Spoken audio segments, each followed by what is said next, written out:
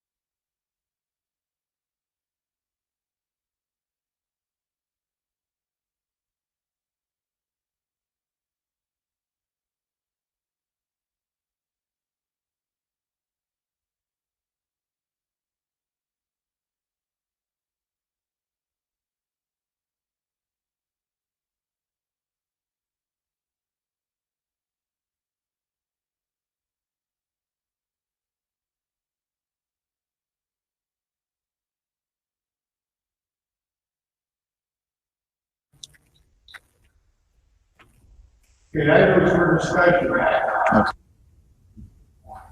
Whoever's got their speakers on, turn them off, because we need at least one mic open for people to hear. Yep. Let's see.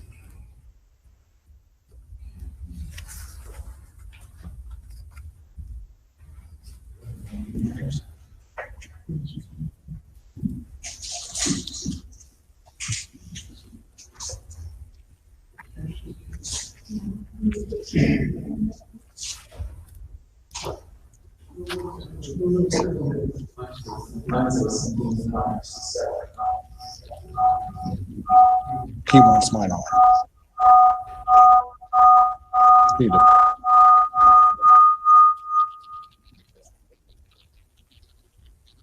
Yeah, we need just one mic open.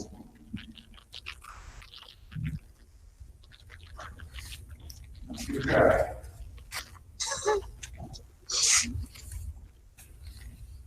Okay, board policy number 700-1-711-112, second reading. Good evening. Before you is the 700s. This is the second reading. There were just some review and modifications from the 700 series with the updates being shown in red. The recommended action would be for you to approve the second reading. Is there a motion to approve? Is there a second? Second. All those in favor? Aye. Opposed? Abstentions? Motion passes. Next item for discussion is local vendors. We held a discussion about using local vendors when appropriate and within the guidelines of state and federal law, digital laws. And what we've decided is that we will reach out to local organizations and personally assure the current informed what's going on within the option to be involved in the process. Any discussion? Does this include things like textbooks or books that teachers might want to buy in classrooms, supplies that we spend a lot of money at Walmart, which is technically a local store, so does this include things like that? It does. Now, for buying a dollar item, off of, a lot of people use it, Greg. Amazon, within reason, yes. Normally what we do, obviously, we have a board policy that we follow for purchasing. There are state guidelines for public improvement projects that we follow. For competitive bidding and also getting competitive quotes. And we also our local board policy says when we do purchases, $5,000 or more, we always get 2 or 3 quotes on the cost. We have a discussion. Okay, intro to reading program. So on April 27th, the board was given a informational presentation about the new elementary literacy curriculum that's been adopted, called Into Reading. And we shared with you the process by which that program was chosen. We do have a purchase agreement with Houghton Mifflin Harcourt, which is the publishing company, and we need to bring that to the board for approval because we're working with them to spread the cost out over a 3-year contract as opposed to a lump sum. So because it's a 3-year contract, the contract needs to be approved by the board. I'll move that we approve the contract. Discussion?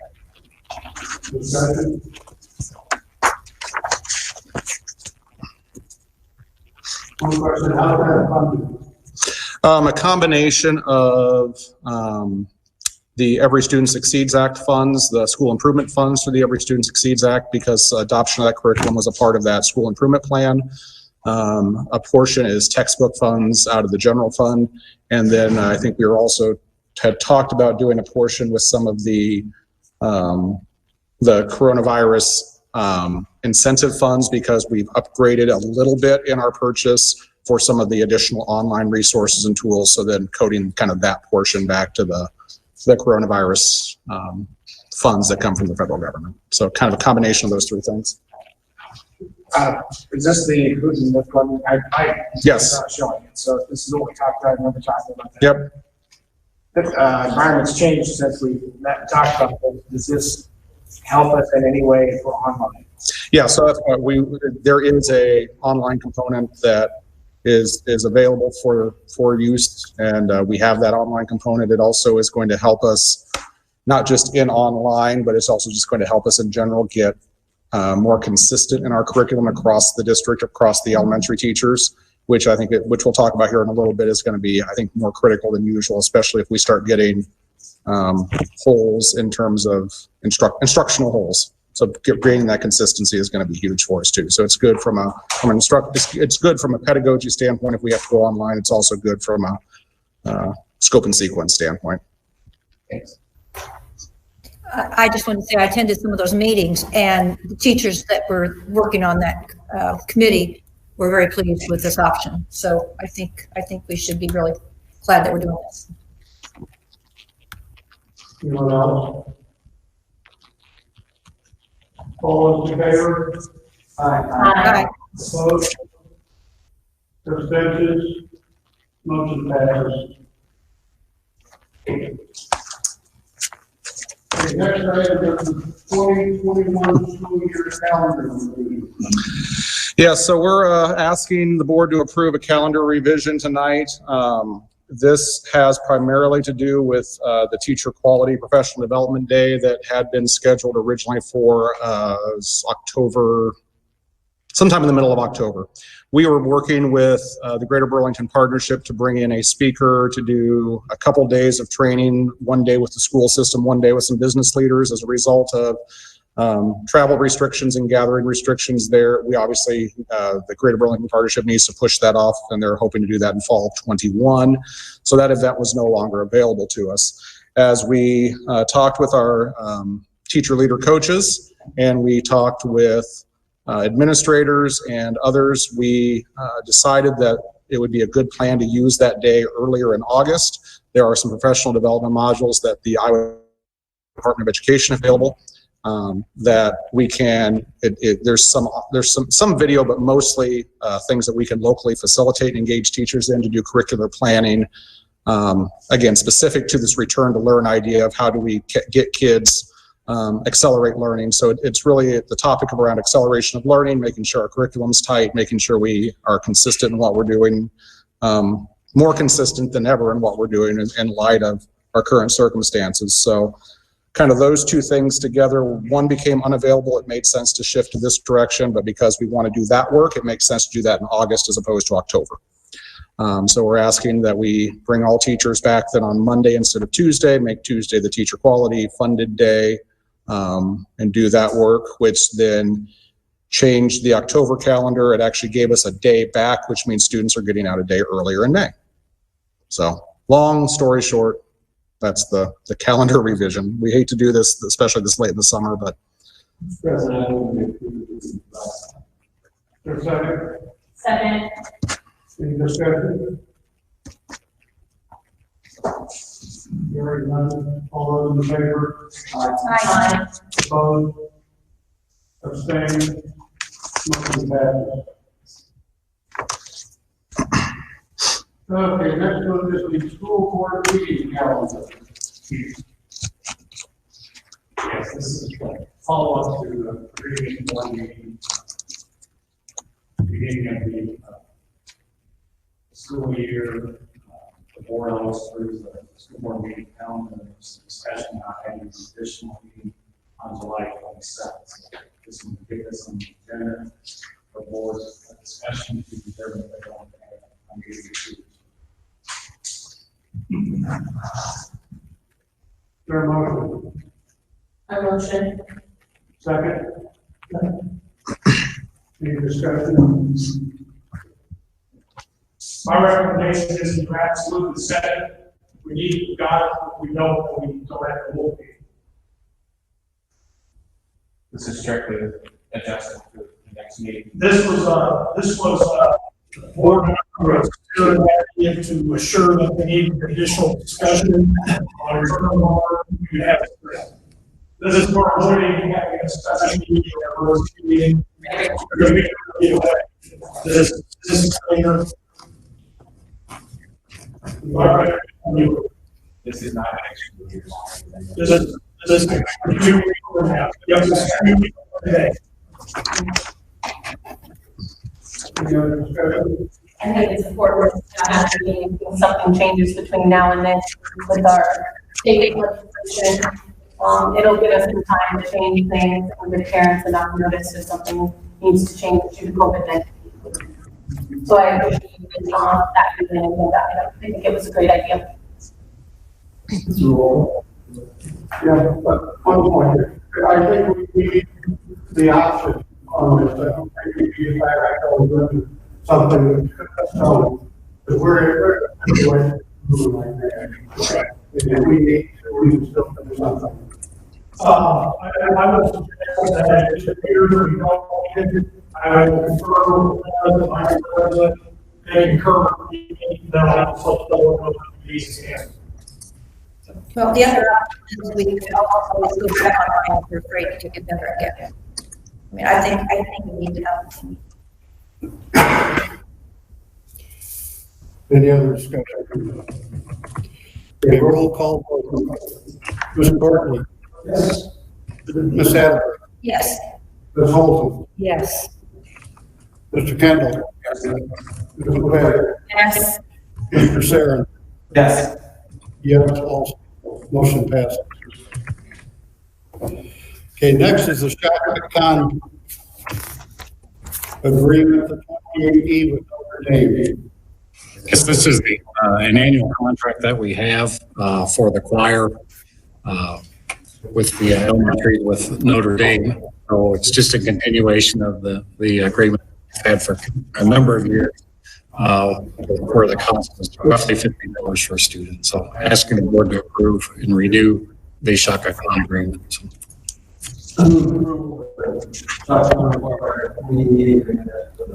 There's a second.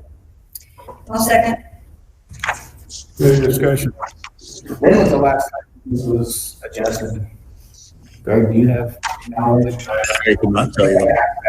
Almost every year. It's not an adjustment since it began. That's kind of what I suggest that every year too. Perhaps it needs to be at $10, like something, things like that. Never should be about paying more. Well, here's the deal.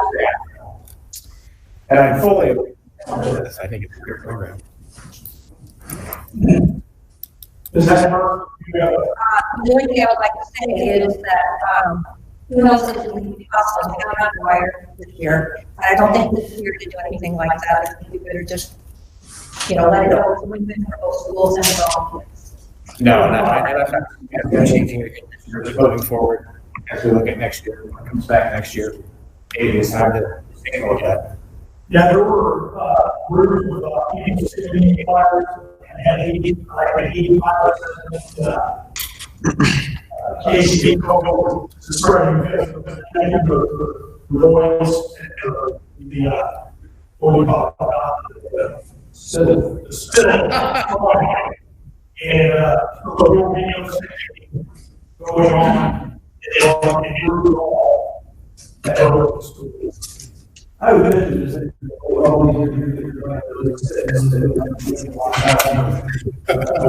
It's called projection. Any other discussion?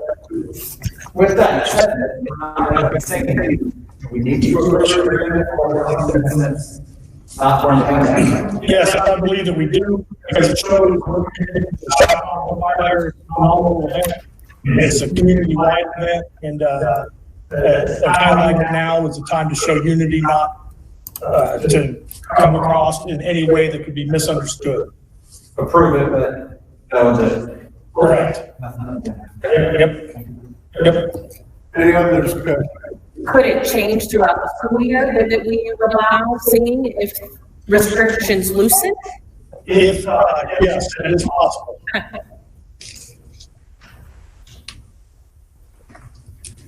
Any more? All those in favor? Aye. Opposed? Abstentions? Motion passes. A Club M. This is a continuation of the grant that we've had for a number of years. It's the mentoring program, which we call Club M, for the students. So it's a 5-year grant, which will assist us in providing administrative resources and supplies for our mentoring program after school. It's my recommendation that you approve this. I encourage you to come to Club M and witness the little kids sprinting off the bus and running into high school and jumping in the yard. That was not just this year, but it's a phenomenal program. It's good for the little people. It's great for high school because they make an action and they're working with somebody who needs positive support to go out. That's all I do. Is there a motion? I move to approve. I second. Discussion? I will echo some comments, a little bit of knowledge of him and what that's done. Like the booster program, and these kids are absolutely everything needed. And more importantly, I don't get them little kids. It's kind of a cool place, and not a scary place. So I fully support it. So why would we not? Why would we not do that? It's wonderful.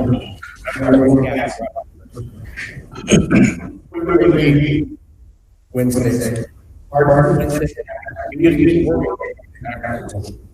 Cassie's online. Yep. I am here, but I cannot hear you all because so many people have their mics on that I don't have any idea what you all have said. But if you have a question or need to chat it.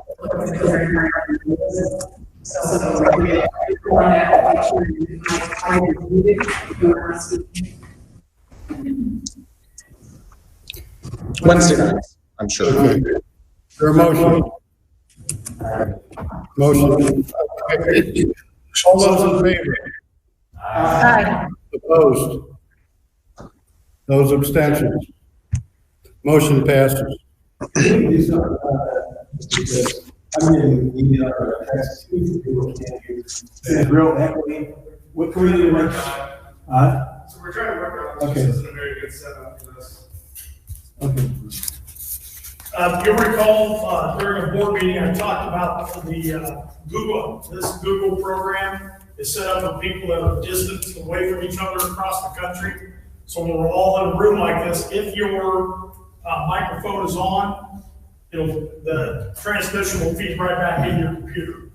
And that's why we have to make sure when you're done talking, you turn off your mic. You gotta turn it on when we start, because that's the original thought we were having. Just like the. Okay, next item is the IASB legislative priorities. Yeah, annually, the ISB asks the board to select 4 priorities that they will take during the legislation this coming fall. And hopefully you had a chance to review some of those and after further discussion, select 4 that we will send to ISB. Let's start with Ms. McVeigh. What are your 4? You want the numbers? Please. I have number 7, mental health. I have market competitive wages, number 13. I have number 18, school funding policy. And I have number 26, local accountability and decision making. Okay, Mr. Sarin? Number 4, early literacy. Number 4, early literacy. Number 3, preschool. Number 7, mental health. And number 18, school funding policy. Ms. Olson?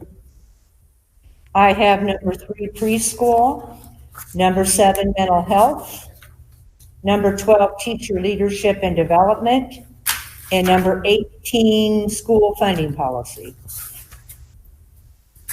Ms. Hatterberg?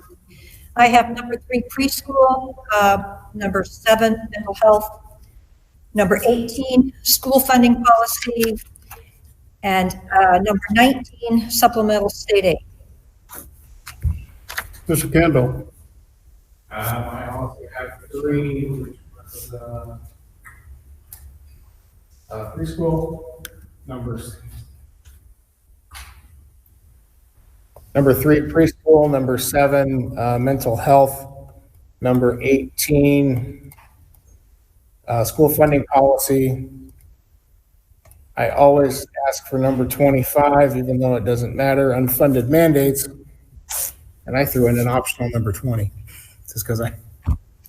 Mr. Courtney? It's number 7. Beg your pardon? It's number 7, mental health, that's all. You only doing 1? I'm only doing 1 because I'm not looking at any of them anyway, so I'm just doing the other one. Oh.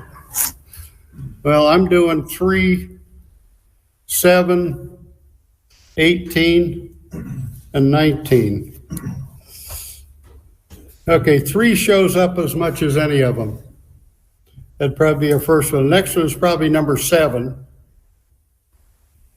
Number 18. And the last one, we've got a 26, 2 18s, 2 19s, and a 25. How do you want to split those?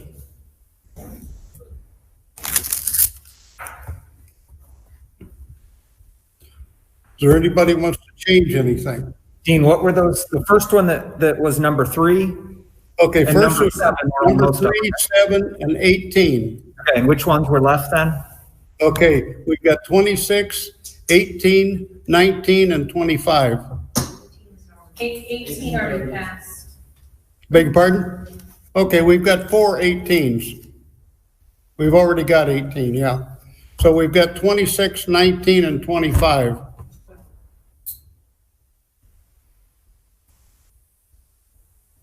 We've got 2 19s.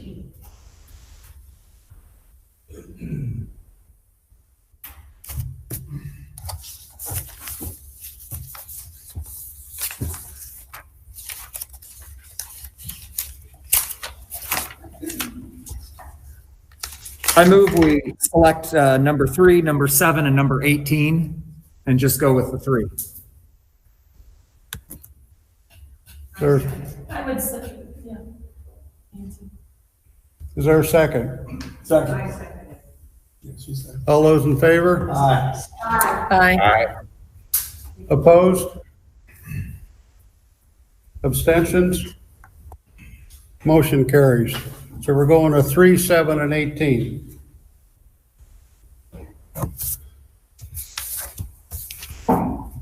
Okay, last one is return to learn. and I appreciate you coming, Dr. Carlson. We appreciate your input.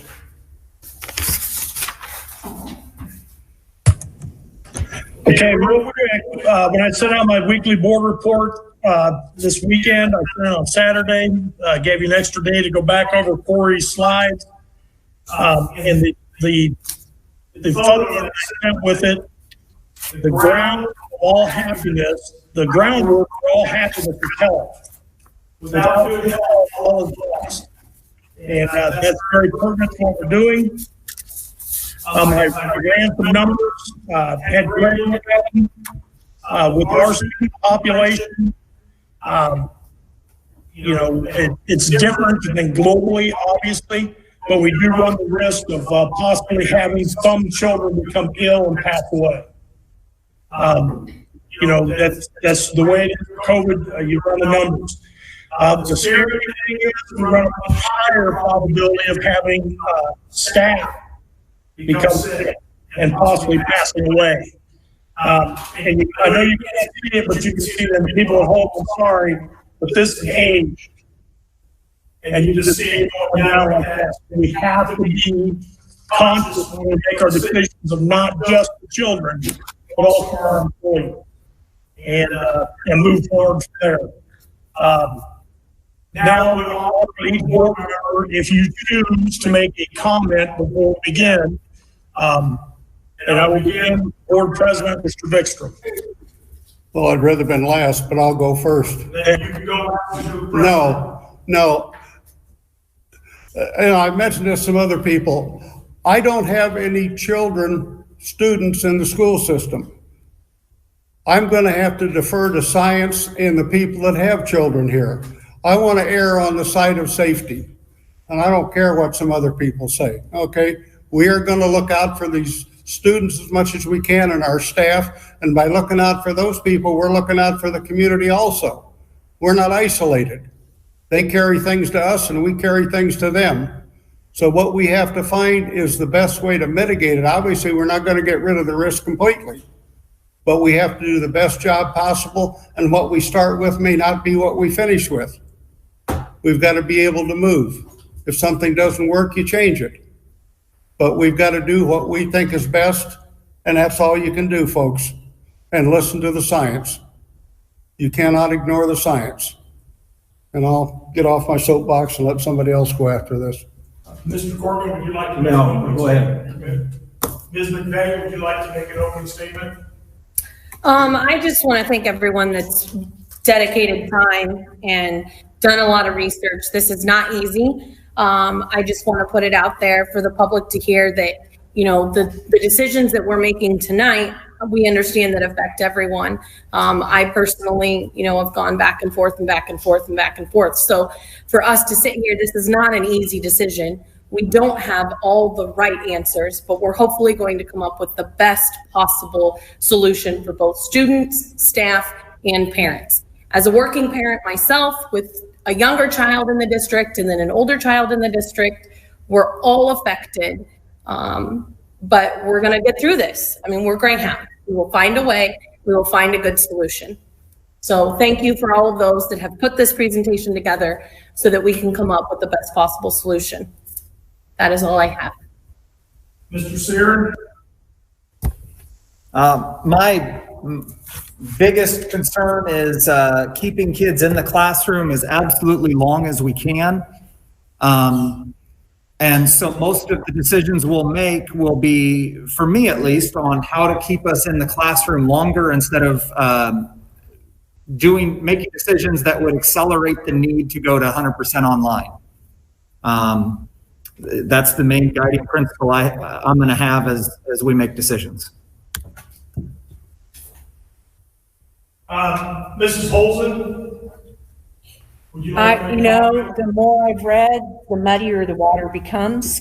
You know, 1 minute I think, oh, I know, we just need to do this. And then the next minute, no, maybe not. Maybe we shouldn't do that. I'm not sure it's an all or nothing kind of thing. I think maybe we need to look at age groups and what's appropriate for different children at different ages. Maybe it isn't everybody coming back to school at once. Maybe it's doing an AED only in elementary. and having middle and high school be online, I don't know. But I don't think it has to be an all or nothing. I agree, children need to be in the classroom. They learn better in the classroom. However, until it's safe, I'm not sure that's the way to go. In my heart, I think we should wait till it's safer and not open schools until like after Christmas. But I know that here in Des Moines County, we don't have huge numbers. So we have to look at that too. Like I said, the water just gets muddier. Mrs. Hackler? Yes. Well, I believe that the virtual online option of learning should be available to all students, no matter what. It's a necessary component to complete our educational offerings. And that being said, I have real reservations about beginning the year in this fashion for everyone. Data proves that more students have better educational experiences physically attending school as compared to total online learning. There has to be personal contact even with online. Last year, the students at least knew their teachers. Starting the year, there's no relationships established. Also, I agree with Nancy that each level needs to be looked at separately. Elementary kids have different needs than middle school and high school students. And we owe it to those kids who can't or won't learn on their own at all levels to explore other options. We also have many kids that depend on our services for areas of their lives that will only be addressed by seeing them face-to-face on a regular basis. Staff and students need to be protected. And with all of the creative minds in this district, there must be a possible hybrid plan that can be created to implement in the fall, following guidelines and safety measures. Kids can be trained to follow safety precautions and routines. And once again, I want to commend the administrative staff for their hard work and vision, and all staff for their flexibility and dedication to their students and profession. And I have many questions that I hope we can answer this evening. I'm willing to listen and work together with my colleagues to craft the best plan possible for Burlington students as they return to school. Mr. Kendall? Well, I don't know of any other topic. As I walked in the building tonight with Ms. Holzen, I don't know of any other topic I've had more anguish about in my time on the board that we're going to address in the board meeting. I guess the bottom line to me is I'm really hoping and I'm really asking for parents and family members of our students in our buildings and in our district to please be flexible, and to please be supportive of the decisions that the board and the administration are going to be making. There is no decision that is made with the intent of slighting anybody. There is no decision that is made with the intent of causing harm to anyone. We are strictly trying to find the best possible outcomes for the maximum number of students. In saying that, there will be some students that will struggle because of the decisions that we make. But I trust and I have faith that the students of those, the teachers of those students and the administrators that are in the buildings where those students are at will double down on their efforts to help them. We're in a situation that is not something of our creation. We did not design this. We did not anticipate this. And because of the actions of the last 6 months, we're still in the midst of this epidemic and it's not likely to let up. So we have to be safe. We have to protect the students and we have to protect the 800 employees that we have. Is that correct? Close to it? We have 1,100 full and part-time employees. Okay. So we have to protect the over 1,000 employees that we have and the employees' families. So it's a tremendous amount of responsibility to think about, and nobody in this room is taking it lightly. So again, I'm hoping that we can have flexibility and support as we move forward. President Vikstrom, I would now turn Oh, I'm sorry, Mr. Courtney. You passed, right? Yeah. President Bickstrom, I will now turn this discussion over to you and Mr. Johnson. Where do you want to go with here, and how would we like to have Dr. Carlson come in? Well, so earlier today, I shared with you a slides presentation. I think, my proposal would be is that we walk through that. It kind of outlines a lot of the key points and key decisions, and kind of use it as a discussion guide. Not so much, I don't intend for this to be a other hour-long Corey talks to you thing, but this is as kind of a discussion guide if you're good moving forward in that manner. So I'm going to share my screen for people at home so that they can kind of follow along as we go.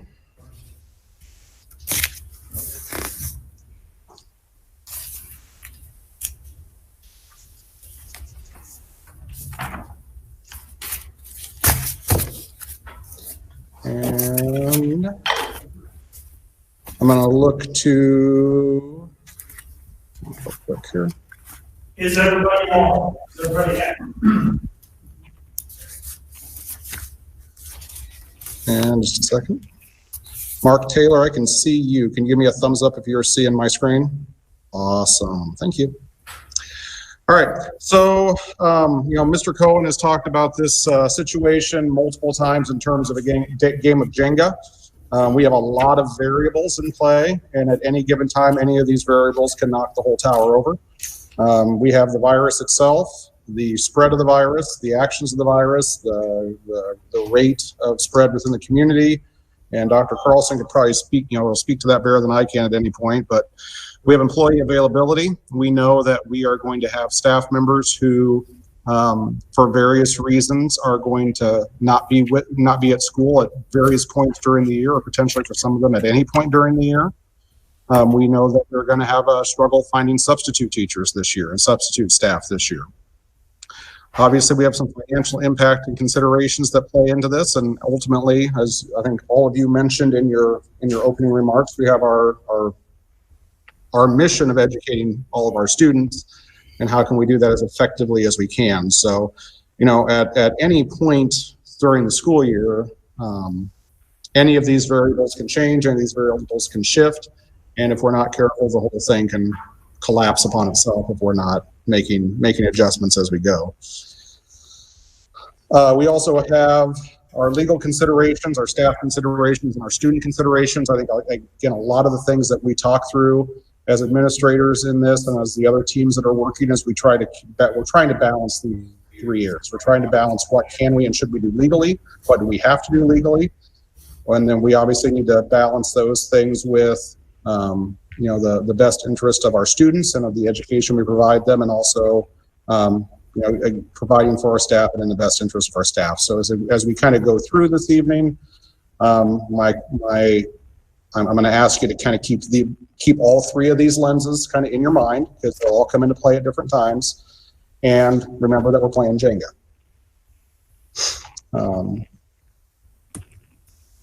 Mr. Thompson, can I add one thing, please? The only thing I would add to that, and we talked about it in the cabinet this morning, is your moral obligation as well. Just because it is legal doesn't mean it's morally correct and you should do it. So there's also a moral aspect of this. That's all.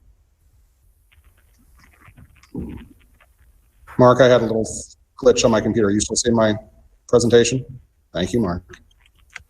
All right. So as we go through this evening, and what we've tried to do for you here is provide some pros and cons on some various points, some considerations.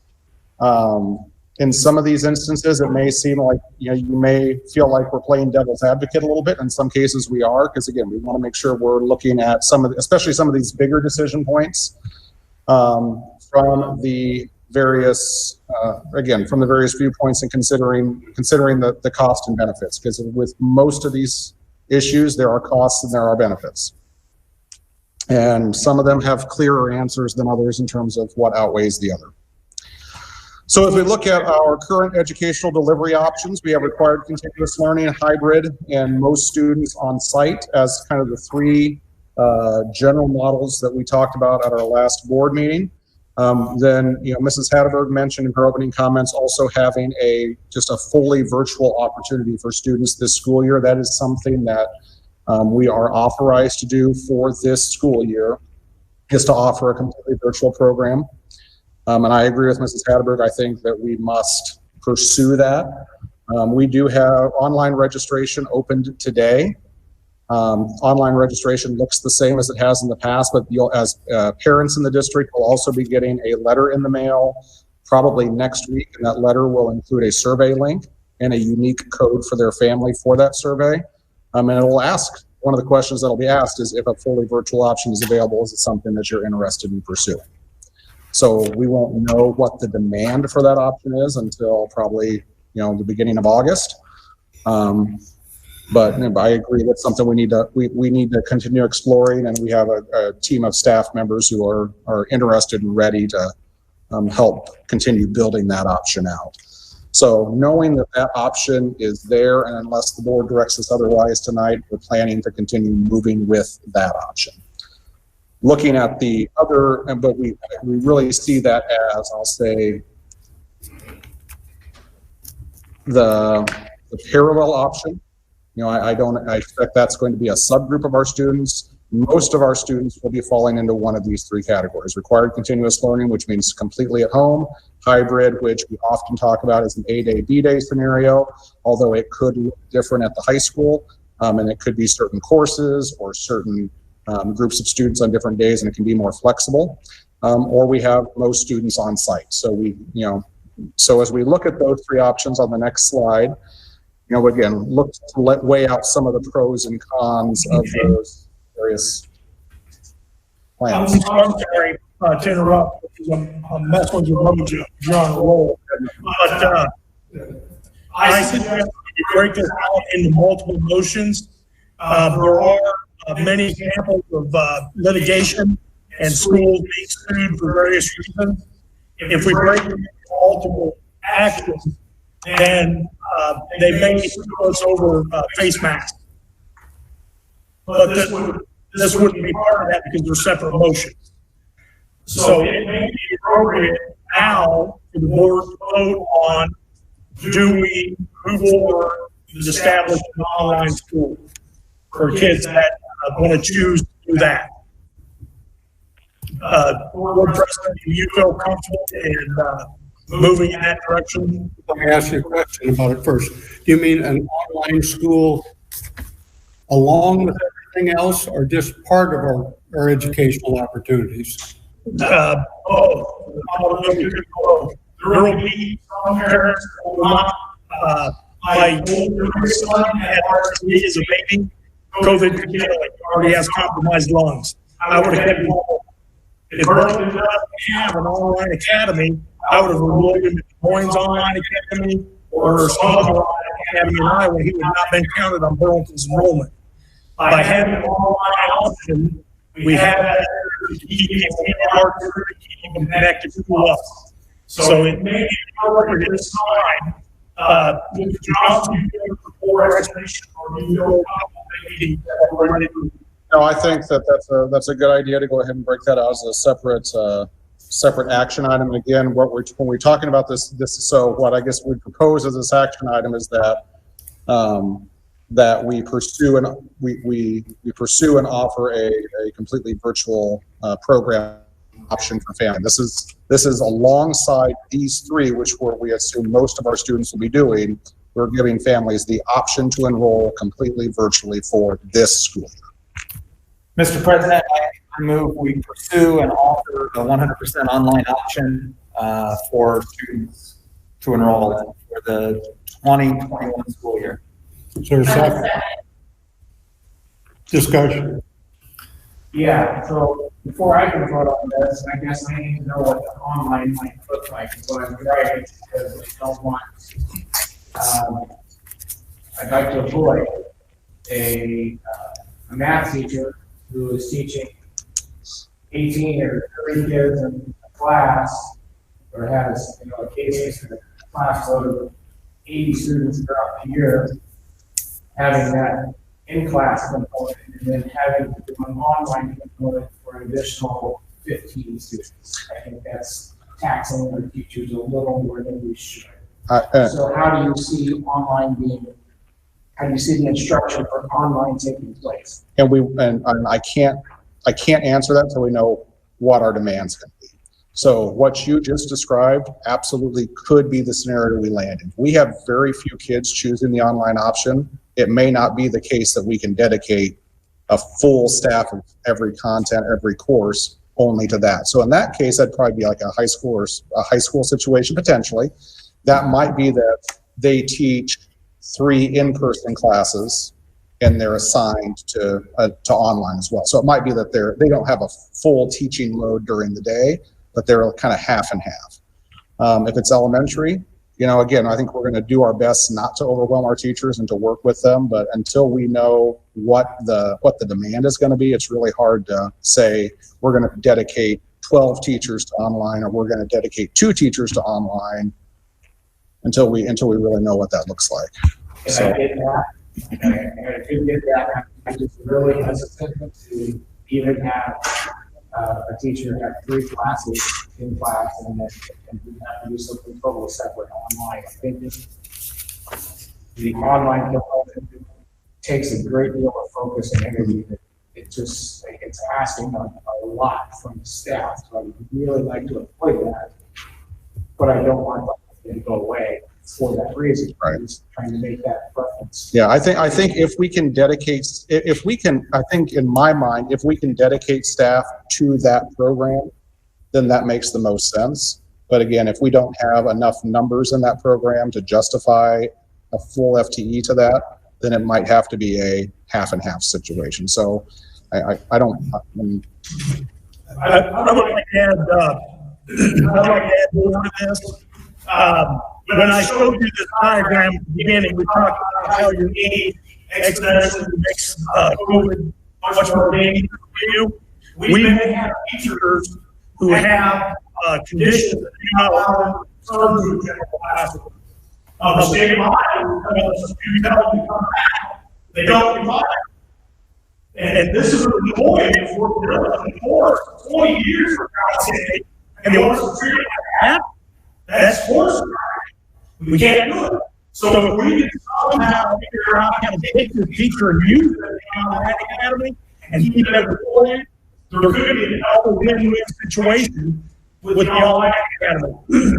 So when we make the motion, remember, it's not just about the children, it is also about possibly being able to meet somebody's medical needs or restrictions and still allow them to be employed.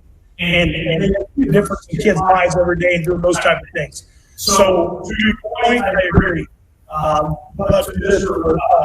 Johnson's point, we don't know. But we do know we have to try. And this is something that we're ready to pound out with a hammer, but my God, we're ready to pound it out. I just realized my microphone was off. So I'm going to restate real quickly for the vast audience at home. What I had said, my microphone was off. My concern with online lies in the fact that I'm really hesitant to have a staff member who is, for example, a math teacher, have a class load of X number of students teaching in class in person, and then have that same staff person turn around and be assigned to 15 or 18 or however many online students. I think the division there it's very demanding. And it could be very, very stressful for a staff person. So that's my concern with this. So. Yep. Mr. Courtney has a question. I'm not sure if I'm a little leery about this piecemeal. I'm a little leery of one segment for the sake of a lot of losses moving on to another segment. I think that on. Oh, gotcha. I'm just leery. I understand we have a motion, but I'm just a little leery about this piecemeal. We haven't talked but a few minutes. We're going to vote on a portion of this already. I'm not sure that that's what we ought to be doing. I kind of understand what you're saying about a lawsuit, but I never liked the business worried about getting sued later. I never liked that. And so it just seems to me that I thought we would see the presentation of what we're going to the option we have, well, I guess I like buying a car and voting with the left tire before you buy the rest of the car. I just think it's not that business. I like to do it all together. Thank you. Yep. I have a bunch of questions about total virtual learning. My first question is, what we're talking about now is a separate entity. However, if we would vote to go online in fall, it would be the same thing. Is that correct?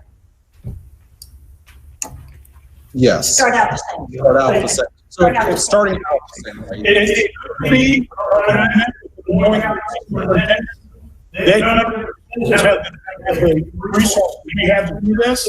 This could be NACO kids taking our classes, NEPO kids taking our classes. And then we get the shared money like Project Legal. So this goes on just Burlington and trying to help all of Des Moines County. So basically, you want to use this as a separate entity is what we're talking about now. Okay, actually, I think, is it okay if I go ahead and ask these questions? Because I think they would also go along with our virtual learning if that's what we decide to fall. Does anyone have an objection for me doing that? Well, okay. First of all, will instruction be done by classroom teachers or designated teachers for each grade or subject, which you have addressed somewhat. And of course, I know that's still pretty much up in the air. Will there be any time when a student would meet with the teacher face to face? I believe that any student choosing online instruction should be accountable for their learning. So I'm concerned about assessments, the child doing their own work. How do we monitor that? Those kinds of things. Have you talked about any of this? So when we talk about a completely virtual option, we're not talking about classroom. Oh, I understand that. So, no, I understand that. I was want to say that, for everybody to and out in the public. We're not talking about what happened last spring. Last spring was voluntary continuous learning, meaning that we put it out there, they choose whether or not to take it. We have no oversight for those. We have no responsibility. There's no attendance. There's no truancy. There's no grades. There's no credits. That was what we were in the spring, and that's what the state really put us in the spring. Going forward, anything that we do has accountability, has to have accountability linked to it. There has to be attendance, and or if there's not, if it's in a required continuous learning or a completely virtual model, some sort of engagement tracking so that the student is demonstrating progress through the curriculum, progress through the program that they're enrolled in. Students who aren't showing progress through that program, it becomes a truancy issue, because that progress is how you're monitoring attendance. And then you start going through an attendance and truancy process like you would do with whether or not they're showing up brick and mortar in person.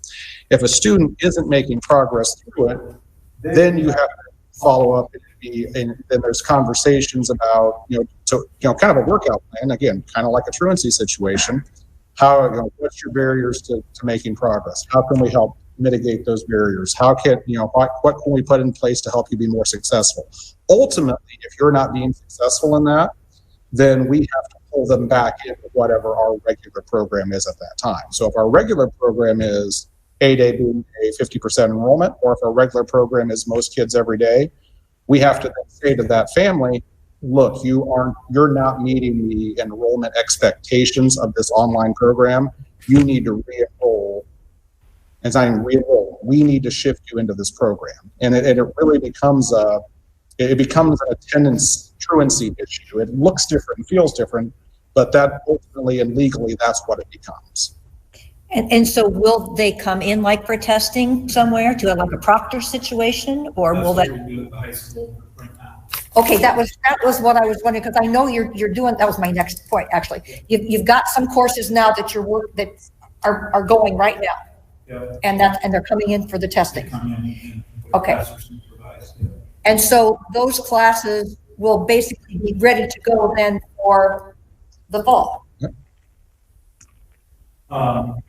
I would say that for some of our teachers, yes, teachers, but probably not. Okay. They'll be eager to continue to do what they're trying to do. Well, okay, maybe not those teachers, but I'm saying there would be at least a precedent of Yeah. getting credit. We have other teachers that are being very, very successful, our students are being very, very successful with online.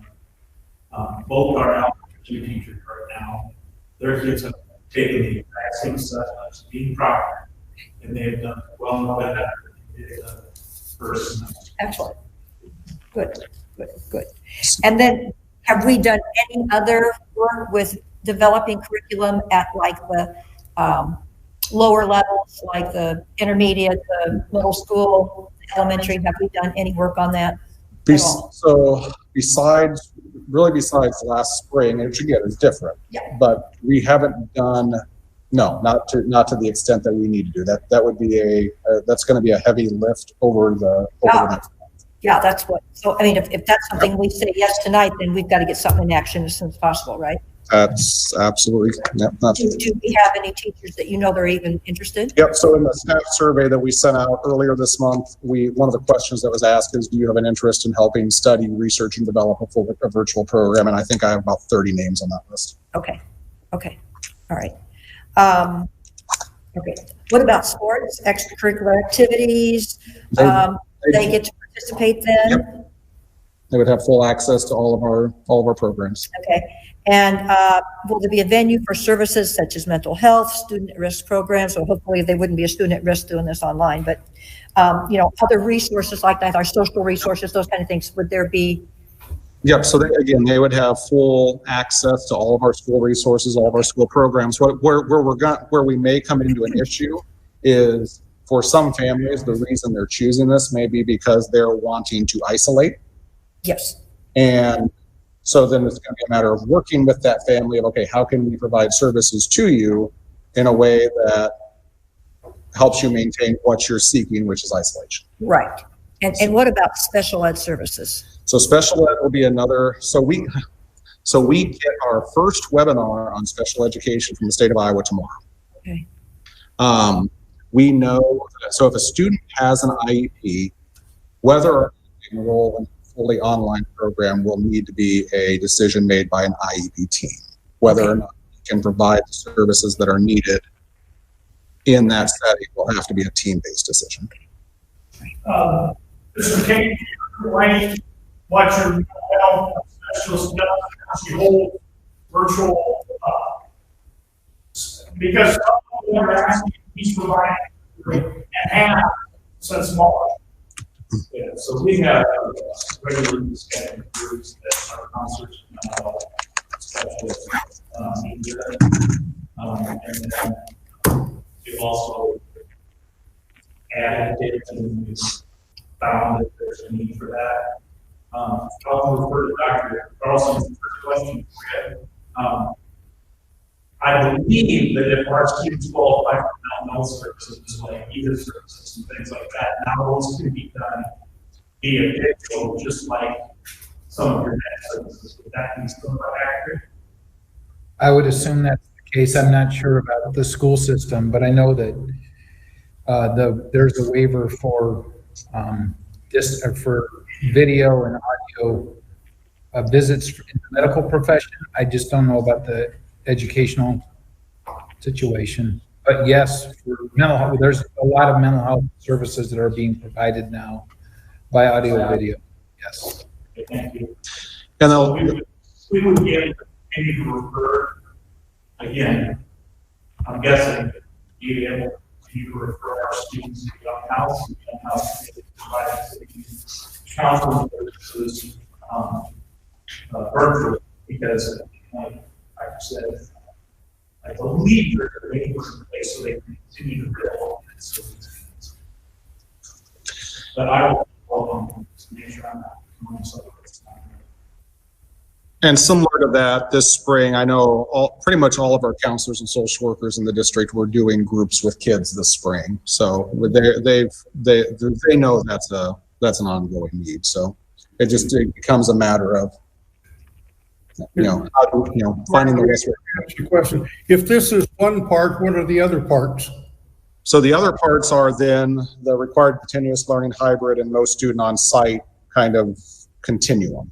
So if we have a fully online option, which stands parallel to what I'm going to call the regular program then is really the next conversation. And it is whether or not, it's that ability to pivot and slide along the continuum from most on-site hybrid to required continuous learning. The hybrid is 3 and 2. What's that? Hybrid, it could look a few different ways. It could look A-Day, B-Day, so 3-2-2-3. It could look at the high school level. It could be different courses. Certain courses are online and certain courses are in person.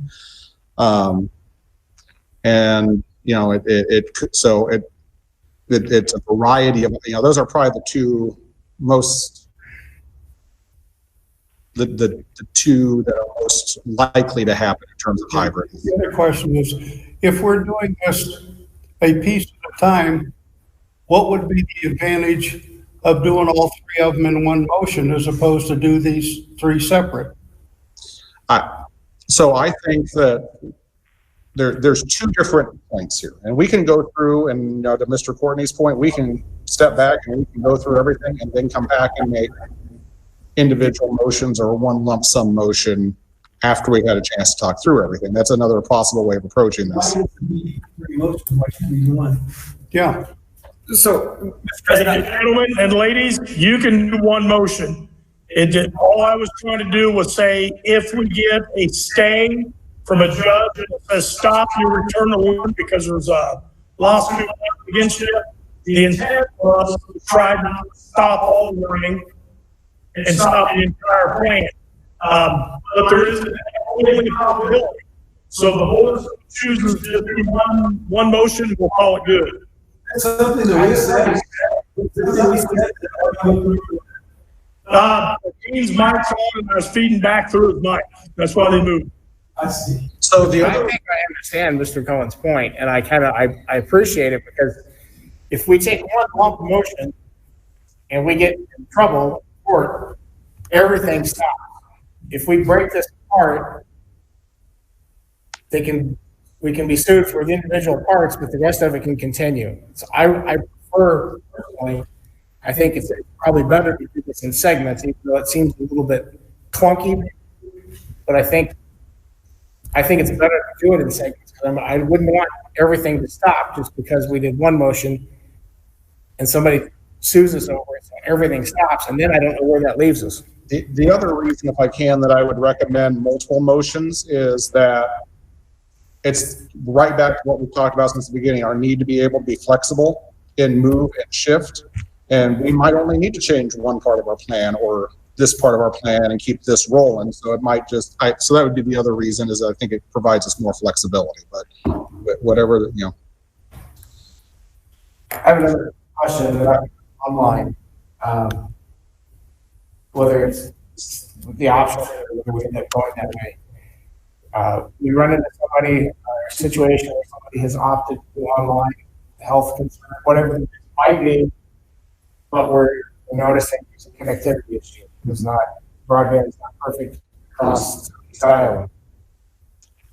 How can we, what limitations what we can do? At what point, do we reach a point where we say we can't do online for you because you don't have the broadband, or the issue is something you're going to have to resolve? Or how do we work with that? I think it's just that. I think we have to work with them as much as we can to try to come to a solution that works for them and works for the student. Ultimately, there will be students who, if we go this route, there will be students who enroll in that program and who will fail to make progress, and we have to pull them back. It already happens. So Mr. Cohen talked about students who open enroll to one of the existing online academies. Iowa has had 2 online academies as approved providers for 5 or 6 years now. We have students that open enroll in the district to those programs. They do it for a variety of reasons. Inevitably, there's a chunk of them that try it. It's not the right fit for them. They fail to make progress, and that online program drops them and kicks them back to us. And in some of those cases, those students come back to us. In other cases, unfortunately, they become dropouts, or they go to, more fortunately, go to just more of a traditional homeschooling setting and enroll with our homeschool program, or go into independent private instruction. independently, or seek another option. So Since this is now required versus optional like it was in the spring, If who they- follows up with that? So there would be a teacher. Next problem is it going to be the teacher that tries to work out the connectivity issue? Is that Mr. Brian Johnson? Is that, I mean, how does that? So again, it's going to come back a little bit to what our numbers look like. At the basic level, that student will have a teacher, at least a teacher assigned as their point person, right? At the most basic level, it's just like anything else. Let's start with, teacher, let's empower you to do, up to a certain point of trying to work out the issues. When there's an issue you can't work out, then we can take it up to a principal or a director. With that, those teachers, especially if they're in a situation where this is the program they're dedicated to, they're going to become savvy with what are the resources, what are the options, how do we work through these issues. And there will be some students that start with it and have to get pulled back in because they're not making progress on it. Okay, now we're in the middle of this. At some point, we've got to use Dr. Carlson's expertise, and he can't sit here all night long with nothing to do. I would appreciate, I don't want to short circuit what we're doing, but we need to use his time because his time is valuable to him. How do you use his expertise and make it a decision on processes? Dean, Yeah, I know the motion. Dean, is there a motion on the floor? Yeah, for one, but they're talking about three. I'm not sure what, and I No. completely respect Dr. Wilson being here, but I'm not sure what on the online aspect we can ask that's going to help. My questions for him are going to come when we start talking about hybrid attendance, but we've got this one. Sure about here all night. So that's sometimes. Mr. President, I'm not expecting any of the staff helping answer a lot of questions. I've just had some of them already. The main ones being clear expectations for the students, clear expectations for the teachers. I would encourage the board to go ahead and approve this option in anticipation that sometime before instruction starts, that we would hear back on some of those answers as they've had time to put the plans together. This is hopefully everything stays good and this stays a fringe option for a small handful of kids in the district, and not for primary learning option. And so thinking of it just as a fringe option is where we're not really looking at it with the other three plans at this point. So I would encourage the board to move ahead, just give the staff the ability to come back and answer these questions. Think of questions, email them to them, and they can put a presentation together for us on each of these for instruction begins. Is there a second? I seconded the motion. With that said, could Greg read the motion to us, and then I'd like to call the question. I don't have a question.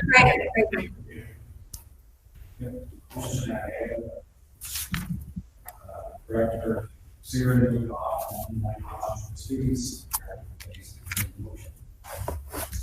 All those. Aye. Opposed? If we're talking about what should these be, roll call. I think it should be.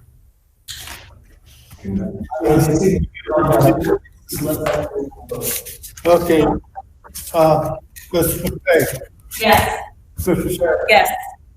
Ms. Holmes. Yes. Mr. Yes. Joel, I think So I answered twice because my microphone was not on the first time. So I answered and you skipped Joel, sorry. Where are Yes. Yes. Mr. Kennedy? yes. Mr. Shorter? Yes. Yes.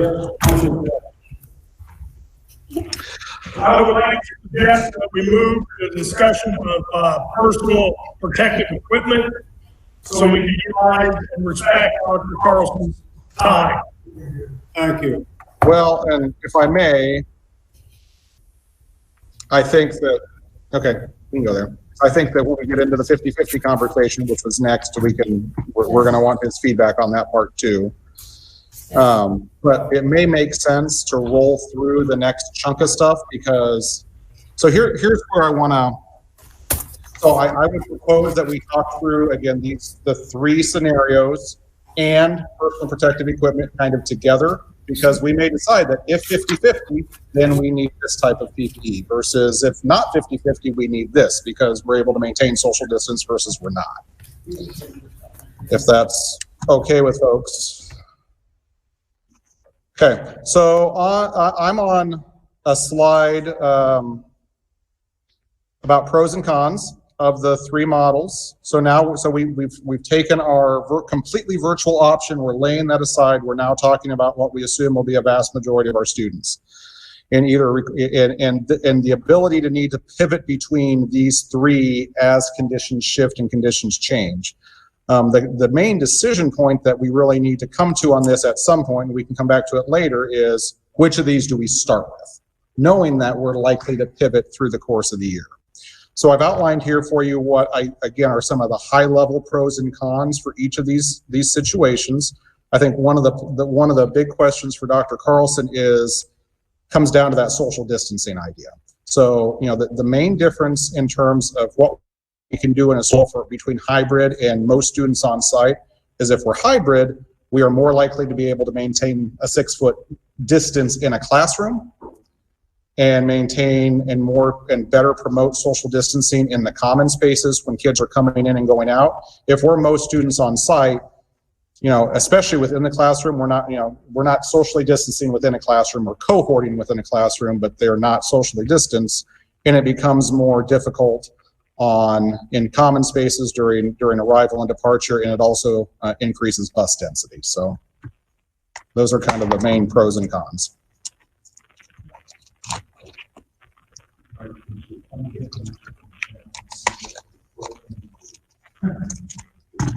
As easy as it looks, is it? There we go. All right, there's two things that I'd like y'all to appreciate. I think a lot of you, we are all reading every day, every hour about COVID-19. There are two things I'd really like you to understand. The first is that it's contagious. We all know that. And the second is that it's stealthy. And I guess third, I could say, to quote one of my colleagues, COVID-19 doesn't care what you believe. And I know that's a very political situation, but it doesn't need to be.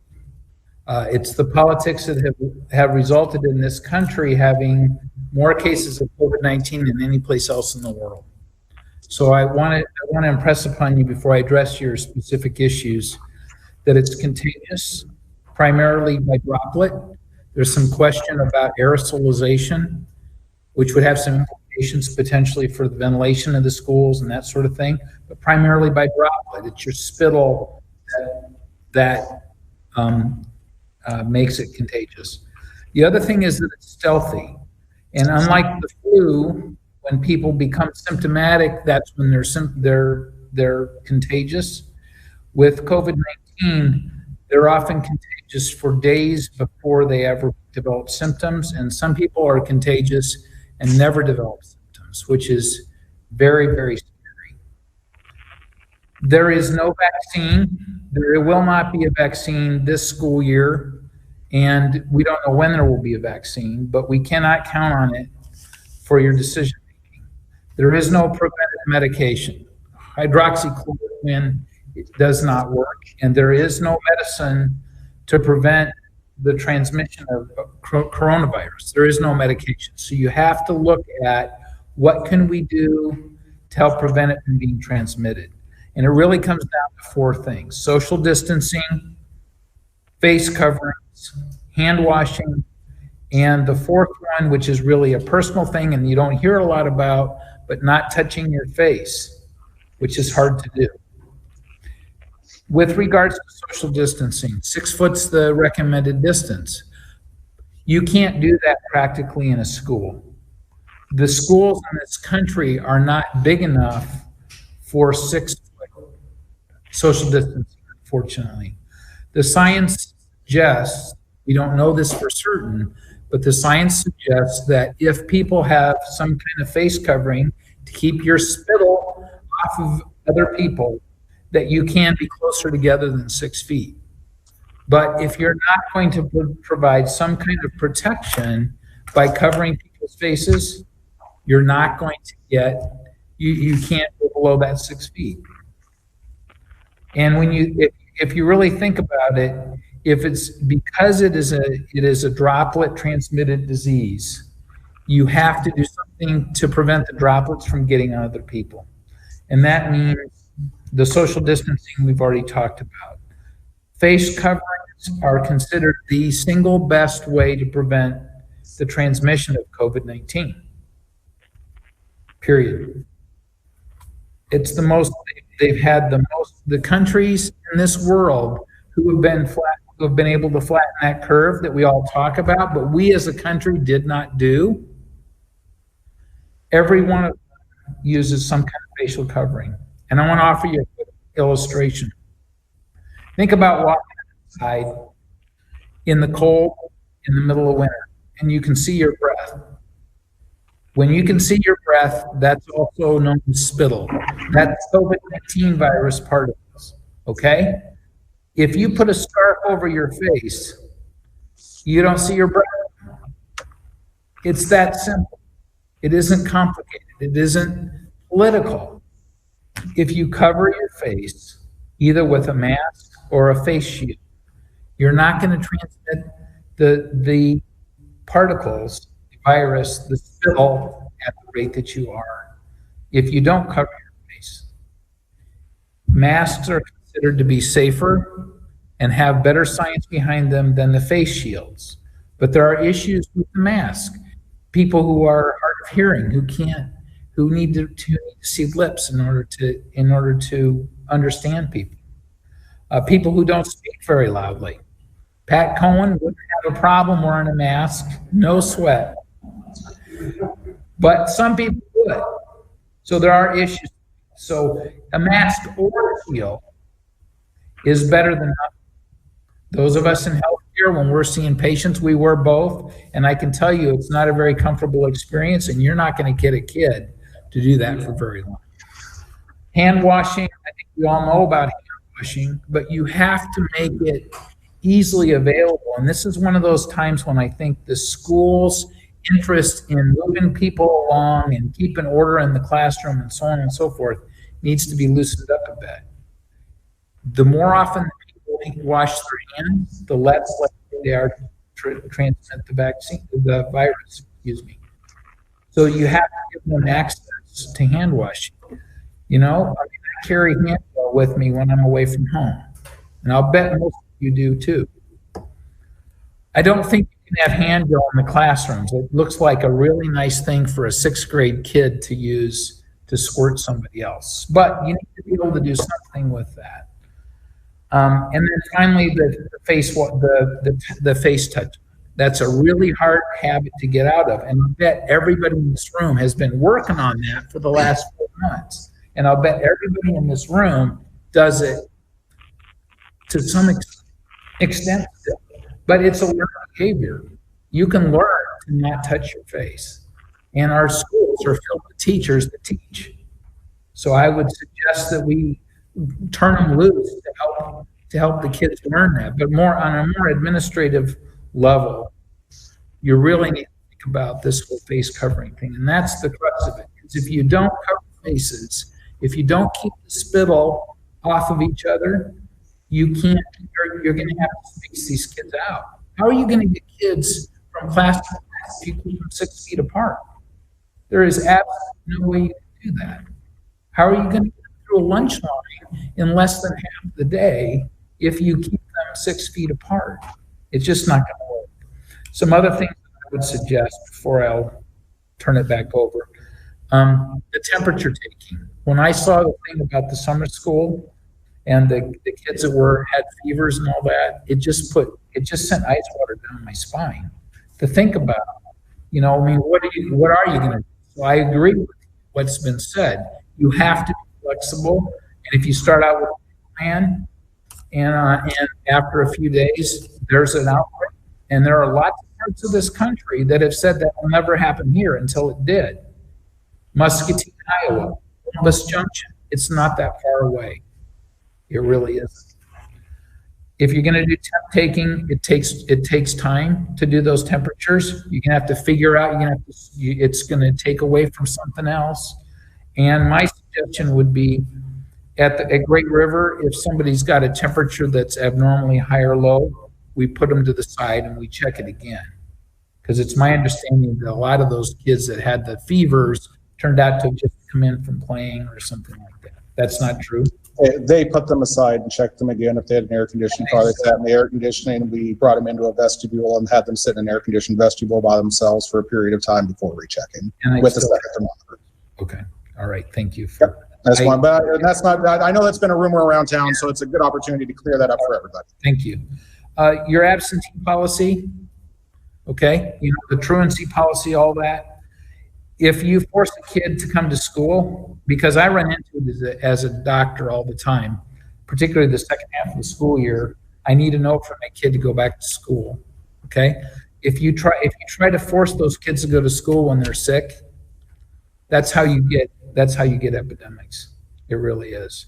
I think you almost need to think about this, and I hate to tell you this, but I think you need to think of the school as a meat packing plant with kids, because you're going to put them all in close proximity.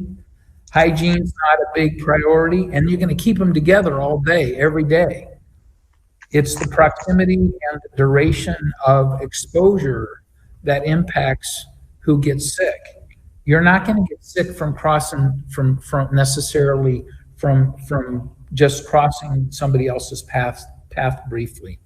You're going to get sick from having prolonged exposure and not having some kind of protection. I talked about the ventilation system too, and there is some question about aerosolization, so particles, the viral particles staying in the air. That does not appear to be the main method of transmission, so that's not as high a priority. But if there is something that can be done with the ventilation systems to make sure that there's lots of ventilation all the time, that's going to help. And maybe it's simply as simple as, you know, at home, we can literally leave our fan on our air conditioner or our furnace. We can leave it on all the time as opposed to turn. I mean, it's more complicated in a school, but the more you move the air, the less likely you are to get people infected. And the less you recirculate the air, the less likely you are to get people infected. So with that, I'll turn it back over. Thank you. Question? Any questions? So if you can keep them 6 feet apart.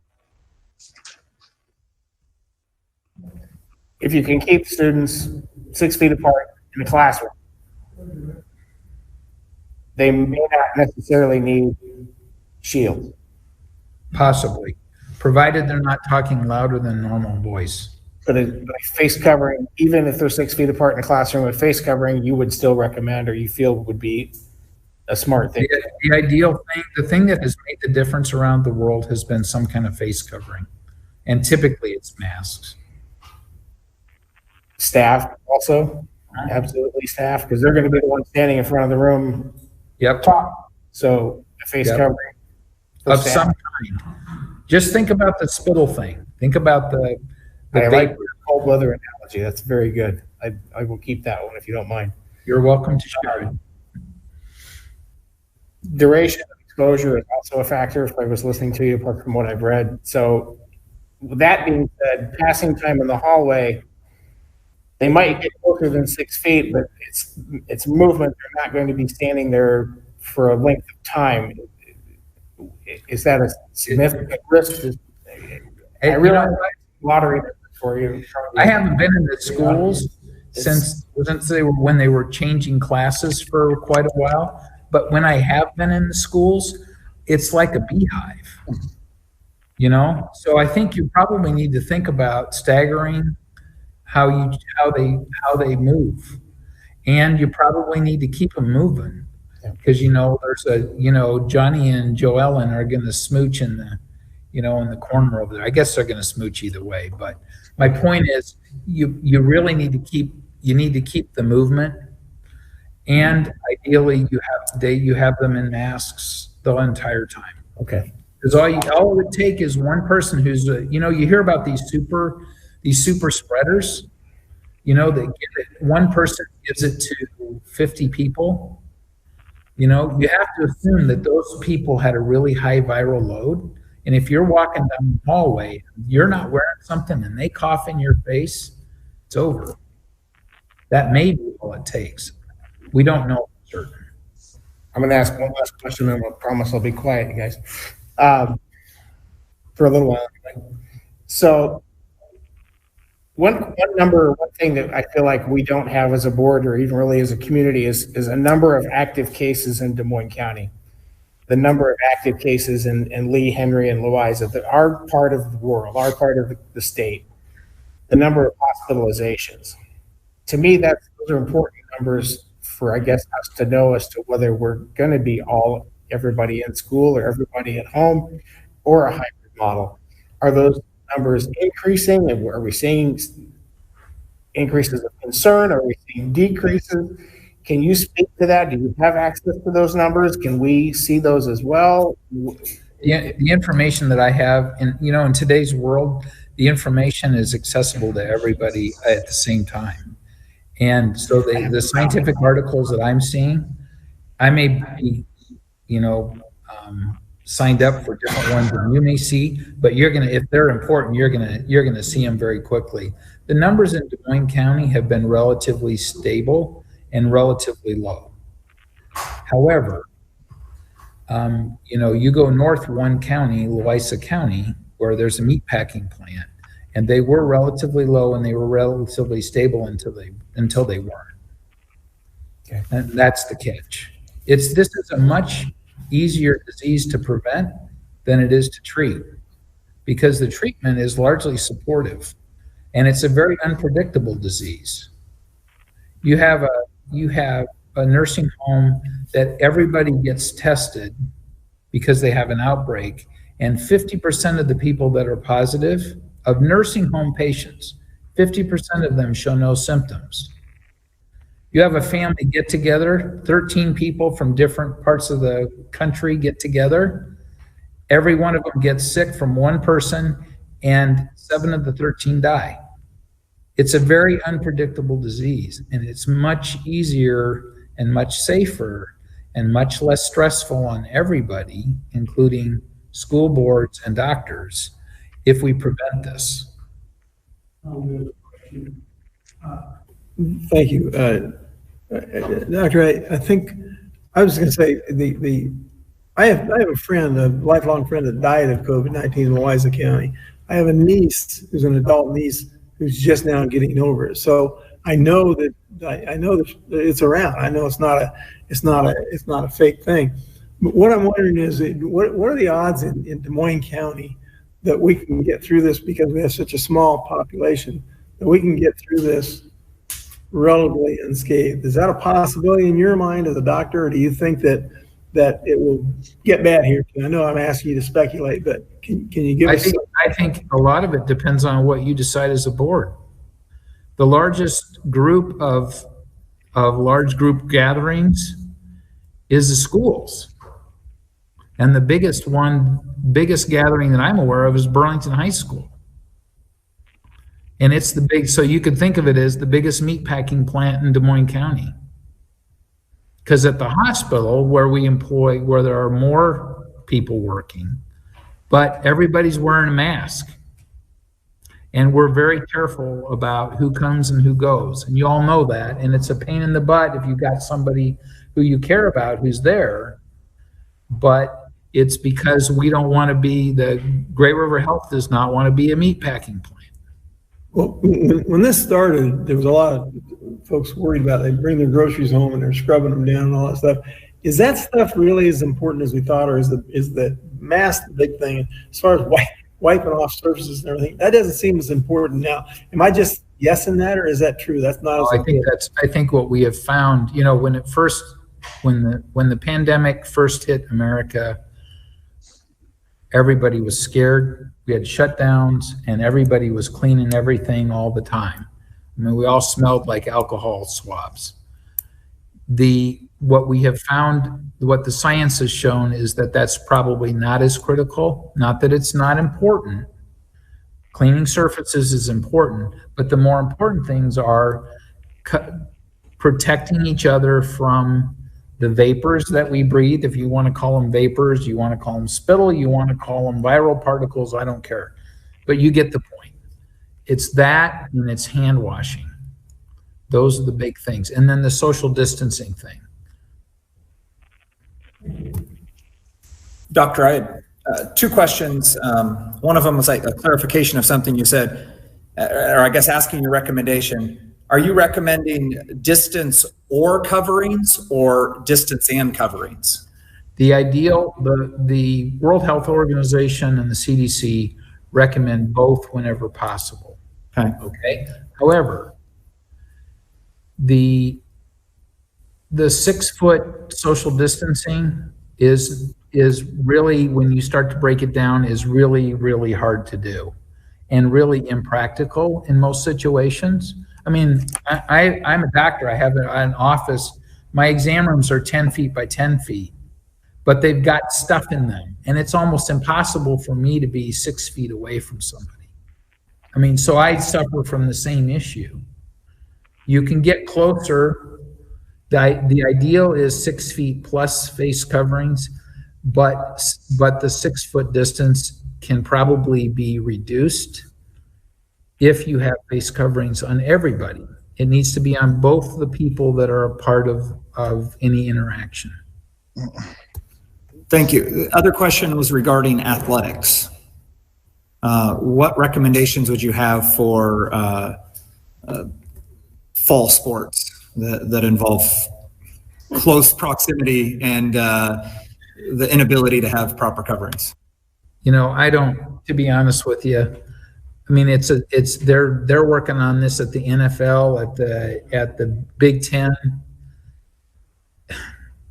I don't know if you played sports. I played football and I wrestled and I played baseball, and you know, I think baseball's probably okay.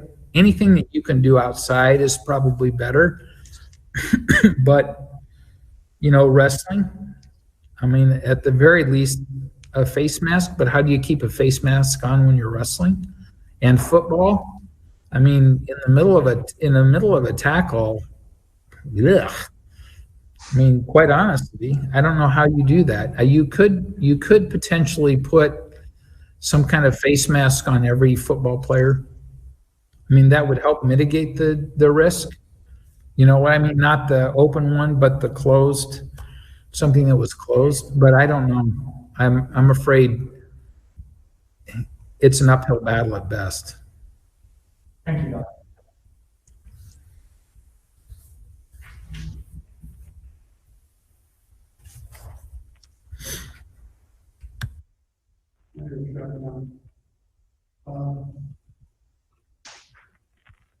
Any other questions? Are we going to the second part of the Corey's? I do have a question though, regarding kind of going off of what Mr. Siren said with sports. What about PE? I mean, you're going to have all these elementary students, middle school students sitting at a desk potentially for a straight, 6-7 hours. I mean, as adults, that's difficult to do. What are your thoughts on PE, getting up and moving around? Now, when the weather's nice, understandable, hopefully the PE teachers will use outdoors. But when winter weather hits and we're inside because it's below zero, what are your take on that? Is it the same as football? I would give serious consideration to figuring out a way to do it outside as much of the year, if not the entire school year, as you can. Because when the kids are outside, when people are outside, the risk is much lower. You really have to have a lot of concentration of numbers for a long period of time. And that's not what kids typically do when they're outside, when they're playing, that sort of thing. So I would really try as best you can to do it outside. And I know that's not going to be a whole lot of fun when it's, 10 degrees outside. But being inside, yeah, if you space the kids out, you could. But once they're sweating and things like that, boy, I don't know. And then is your recommendation the same that it would be for classrooms as it would be for a school bus for transportation? 6 feet apart and or masks? I might suggest that if you kept the school windows or the bus windows open, it would provide for more ventilation. I mean, that would help mitigate the risk to some extent. If you're going to, and I would encourage you to insist on face coverings in school, I would probably keep them on until the kids get off the bus, and then it's their business. Because you can't, I mean, realistically, I mean, I don't know how many kids you got in the bus typically, but they're made for large numbers, and it isn't very cost effective to move 5 kids in a bus made for 75 kids. So I would suspect that if you kept the face coverings on and you opened up the windows, at least some of them, that would help reduce the risk. You're not going to get rid of the risk completely. Even at CC, even with face coverings, you can never completely eliminate the risk. You're just reducing it. Thank you.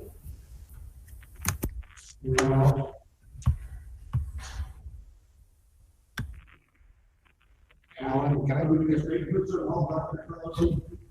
No, I think I've said enough. I Appreciate. Can I ask Alan what kind of buses, maybe what's happening now? I know,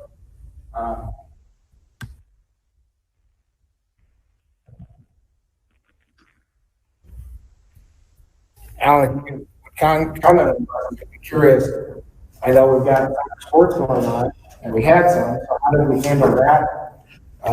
Did we experience any red flags? Anything to grow with moving forward? Ways? What's your comment on that? Currently, our athletic teams basically that are softball and baseball that we're just coming out of the season of, and they're starting after now tournament play. We've been sending 2 buses. Most of them have anywhere between 18 to 23 on a team. That's including coaches. We send 84 passenger buses or 77 passenger. On an 84, you can fit 14 on there and have them socially distanced, every other seat, leaving the one behind the driver opened up.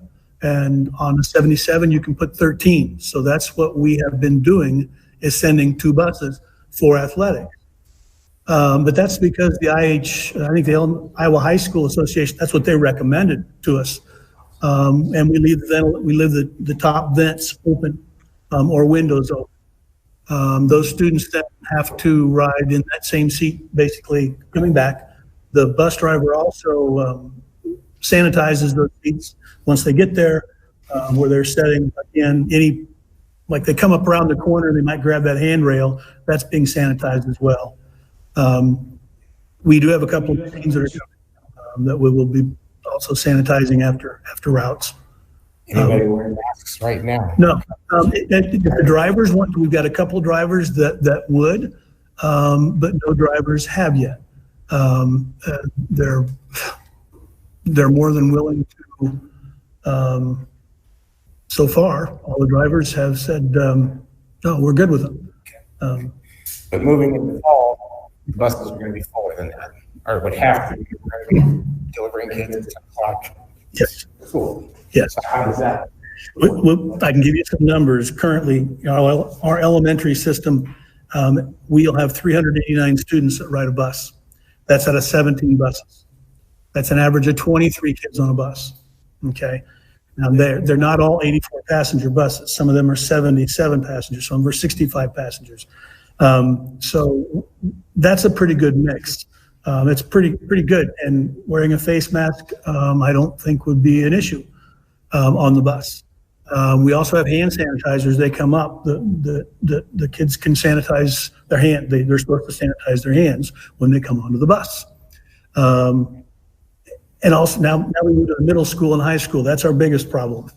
And we have 775 students that we transport between 19 buses. That's an average of 41 students per bus. And those are 54 passengers. Our big buses are 84 passenger, but that's 3 to a seat for elementary. That breaks down to 2 to a seat, 54. Okay, so that's the maximum we can fit on there. They are full. And with a face mask. And that's assuming we're 100% in school. Yes, that's at 100%. Yes, I'm sorry. Yeah. Obviously, if we get some kind of hybrid, then we'll cut that down. Take those numbers divided by 2. Yeah. You got me suggestion, I know we all have questions, you might package these and get to these people individually, so we're gonna be here all night long. I'd like to get to the hybrid program and see where we are on that.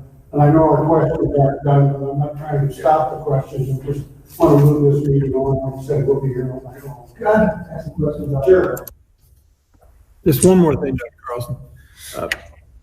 I heard some doctors on TV yesterday, all medical doctors like you, were asked if they would send their kids to school, back to school full-time, like we're talking about. They all said yes. I know your kids are gone, but if your kids were little, would you be standing here today probably saying, yeah, I want my kids to go back? Based on what I know, if I could be confident that they would be reasonably safe, yes, I would. And what do I mean by that? If you just have them go back to school and pretend that there's nothing wrong, I would not send my child, and I wouldn't recommend any other child go back. I wouldn't. You have to take some reasonable precautions. And in my opinion, that means you got to put masks on people. You got to put face coverings on. And we just got to insist that everybody does it when we're together. And we're not, today we're, 10, 20 feet apart. But if we're going to be closer than that, you've got to do something to mitigate that risk. So I would not, unless I could be confident that risk was going to be reasonably reduced.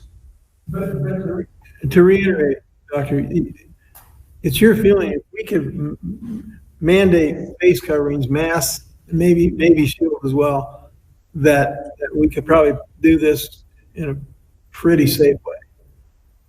And I know I'm going to take some heat for this from the general public because I already have. But if we don't use the masks or face coverings, I don't see any way that you can do it safely. I really don't. You cannot, we're talking about kids. You can't tell them that they can't get within 6 feet of each other and they can't raise their voice. They're kids.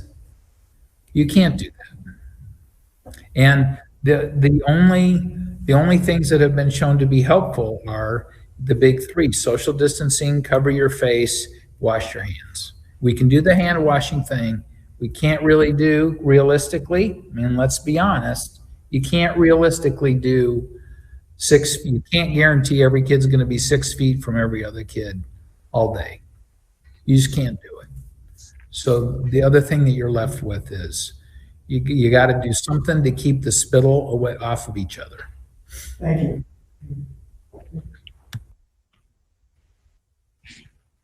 Ready to move on? So pick back up here. Well, I'm gonna reshare my screen. I had stopped sharing so that it was easier to kind of see who was talking there. So when we talk about the hybrid option, again, it provides us more opportunity to social distance, but as Dr. Carlson says, there's no guarantee that we're going to be able to maintain that in every part of the school at every time. We can space desks at 6 feet apart, and we can do lots of other things, but at the end of the day, there are barriers to that. Obviously, hybrid models come with barriers to access to participation on the non-attendance days. And they come with barriers around childcare and supervision on those non-attendance days, as well as electives. So I want to kind of go into a few of those points a little more in depth. One has to do with the childcare and non-attendance day options. We've talked before about moving preschool to course this year. Go ahead and we talked about that at the last meeting, move them this year. What that does is it allows the preschool students to spread out more. If they need to, it also opens up additional space within the building, which leads into the next point on this slide, which is by using space differently, using those preschool classrooms, using honestly the music room, the art room, and a couple other spaces. It allows us to still be able at the K4 level to serve about a third of our students every day. They may not be, now they're not going to be with their teacher every day, but they're in school in a structured environment with access and with supports every day. We've also talked about the possibility of opening up some seats in the James Madison building. What we're looking for right now is, if we need to pursue that, we need to find some partnerships within the community to help with supervision and run of that building. We just don't have the staff as a district to staff that. We've talked to a couple of community organizations and are yet. Yeah. Is 1/3 the right number there? Yes. Okay. So it'd be 1/3 total. So it'd be one. So if you're in a half, so you're already dealing with half, you'd be dealing with another 1/6 every day, which adds up to your 1/3 over the course of the 2 days, flipping back and forth. Wouldn't that be 2/3? Be 1/3. So basically what we have is that all of our elementary buildings, we can free up 5 additional classrooms. In those 5 classrooms, then we could have a kindergarten room, a first grade room, a second grade room, a third grade room, and a fourth grade room. What I'm asking, what I'm asking is 2/3 of the kids would be able to be at school every day. It'd be a 1/2 plus a third. 1/2 plus a third.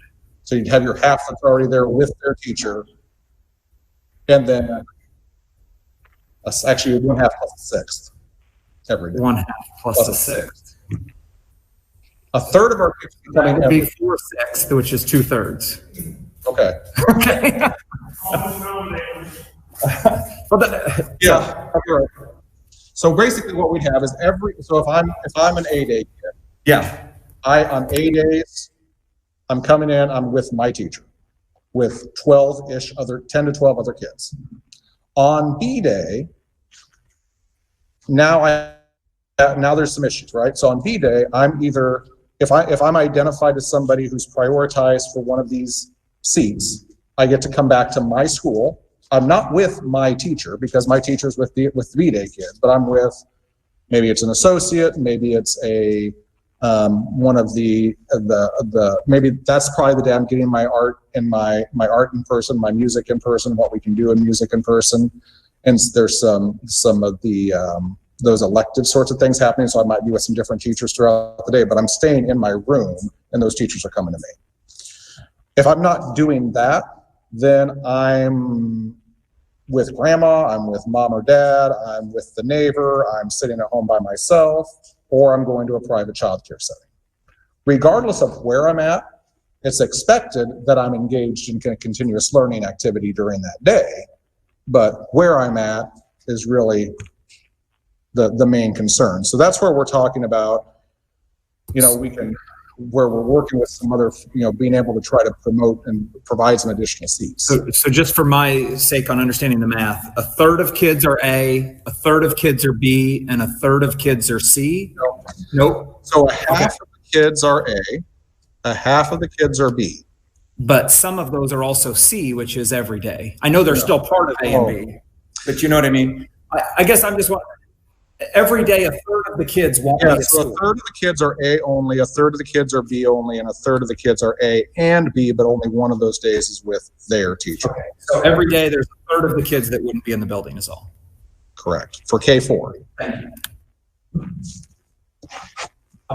Thank you. Sorry, we had to talk through it the same way. Yeah, how's that gonna be?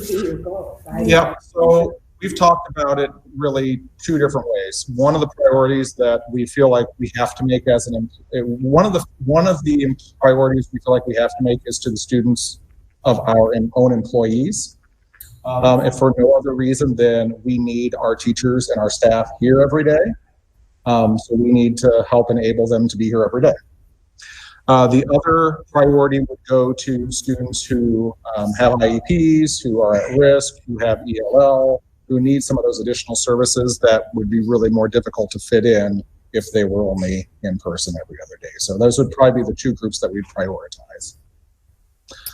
Would there be priorities for kids that have low access to? Yep, we could prioritize. At some point, we're going to have to deter. Yes, if there is some way at risk or don't have access to the internet, we could work on that. We're going to probably end up, if we're in this sort of a situation, we're going to have to figure out, at some point we only have X number of seats. And we're going to have to make decisions about who can and can't do it. Is this something that people can sign up for now? Not yet. That would be something that will probably be included in that survey that's where there'll be a question that helps gather some of that information that'll be in the survey that'll go out next week. So yes, we'll start gathering. And they would be able to identify other families, if not direct ones, that would need to be on similar schedules for care or. So we are looking at making cuts based on primary household is kind of where we're starting. We've got a report run out of Infinite Campus that gives us primary household and have that data and trying to keep family units together. Now, when it comes to, then we start to throw, honestly, to me, the biggest barrier of hybrid becomes these logistical issues. I mean, it's going to be, in a district our size especially, there's going to be some logistical nightmares. Can we make it happen if we need to? Absolutely, we can. It's going to be, because that's what's going to happen. We're going to start out by saying, Lacey, you're an A-day kid. Joel, you're a B-day kid. And then Lacey's mom is going to call, well, but Joel's, I'm really good friends with Joel's mom, and Joel's mom is going to watch Lacey, so they really need to be on the same schedule. And then we'll make that exception. But by doing that, we've just now loaded an extra kid onto B-day, which means we have to pick a kid to A-day. Because we've just, That's what I didn't know, signing up people be able to say Monday, Wednesday is better for our family, or Tuesday, Thursday is better for our family, or we have no preference, to try to get some of that on the front end. So are we hiring a director of the hybrid model or what? Because this sounds mind-boggling. All right. You're going to be that person. So are you just not going to do the rest of your job then? Because this would be a full. I can't imagine trying to keep track. That family wants this and this family. Sorry, I don't mean to be rude about it, but that is just mind-boggling. I just don't even know how you do that. So I have a question to throw a wrench in everything, because there's not enough wrenches already. Well, two questions. So this A, B, some kids A, some kids B, some kids both. Then what happens to the kids that aren't both? So parents are going to have to do childcare, which adds an expense into that. Obviously, as a school district, we can't pay for childcare. So is there a solution for that? No. So that's where, the solution for that we're working with is that's where I talk about James Madison. Okay. So the idea is that there is space there that we can work with community partners to help them reduce their cost by helping them use that space that basically costs to us. Sure. But ultimately, they're still going to have to charge because they're going to hire staff. They're going to have to provide services. Right. It's going to be a paid service that's going to have to be provided by somebody, because we don't have the additional funding to hire staff to staff James Madison. Right. Okay. So then my second question is, with the hybrid, so we've talked A/B days. Have you looked into the option of A/B weeks and not days? And the reason that I bring that up is because going through all of this in your previous slides that you had, so you get student on Monday, Wednesday, and nothing on Friday, from my understanding, correct? Or they do Monday, Wednesday, Friday, maybe, and then the next week they do Tuesday, Thursday. So that teacher has them for 3 days one week, 2 days the next week. How much learning are those kids really getting from a day to day? And when they're not in school, the teacher then gives them activities to do online. They can do this online reading. They can do the online iReady math. But why can't we do a week so that the teacher, by Thursday, that teacher knows Johnny's got it. He needs enrichment for next week. When he's online, this is what he's going to do. But Sally Sue is borderline. She kind of gets it, but she needs a little bit more help. So then that teacher can have that. And then somebody that is totally struggling, the teacher's going to know. But on an A-B rotation, to me, it seems like the teacher isn't going to know if that student is fully grasping it until a month in. How much education in that month has that student already lost? So have you thought of a week? I hadn't. That's good consideration to make. And I think it might help with childcare situations too, so that they're not saying, okay, my kid is here Monday, Wednesday, Friday, but the next week I only do Tuesday, Wednesday. So I understand that's a wrench and that's totally going a different direction. But as a parent with 2 kids, I'm thinking feasibility for working 2 full-time, 1 full-time parent, but also from a board member standpoint, the education that the kids are getting. We've already lost so much. How can we help them gain back what they've lost? Mm-hmm. Okay, I'm going to put a wrench in your plan, Oscar. Well, as a teacher, you need to see them on a consistent basis because they forget. So for instance, when I went from teaching music, I used to see kids 3 times a week. Sometimes kindergartners, I would even see a little bit more because we broke down their times. They would remember what they had done the time before and you could build on it. But then we went to maybe, twice a week and you see them on a Monday and a Friday or something. It's like starting over every time. And so there's educationally, I'm sure there's data that would support that too, that I don't think you're going to lose. I mean, I understand what you're talking about childcare and I understand as a working parent and all that. I get that. I do. But I mean, educationally, I think it's better to see them consistently like that in every other day situation. That's just my opinion as a teacher. I would kind of a little bit between, I would say, is looking at Des Moines, where Monday, Wednesday are one group of kids, and then or Monday, Tuesday, and every Wednesday is off for deep cleaning, and then a different group Tuesday, Thursday, kind of trying to separate them. But I do understand the every other Friday is hard for that, and that would be, I guess, is proper cleaning going to be able to be done between each group, or what we heard from the doctor that that's not as important as just making sure they're wearing face coverings when they're in there? Ray? So basically what we have going on here is each group will have their own hand sanitizer station. It kind of looks like a soap dispenser, but when it's empty, you can replace the whole thing. So we were having tendency to use them, the same item. We also bought some machines to disinfect everything. They are called the Clorox 360 Total Machine. It's an electric static sprayer. Each school will have 2 of those. It's going to be tough for the day custodian to go through every classroom all the time and do this. These machines are probably the best on the market right now. Just for example, if we all go to recess, someone can come in and spray everything and won't affect the computers, laptops, nothing like that. It dries very quickly. You walk in, you're done, and everything's clean. Basically, the amount of square footage, we're going to do the best we can, and it's kind of one of those deals where we just have to get into it, get your feet wet, and adjust from there. And we have also ordered the face mask. We ordered the face shields for the people who might have issues breathing with the face mask, or their glasses fogging up, something like that. We get the face shields. We're just trying to prepare ourselves for the worst case scenario.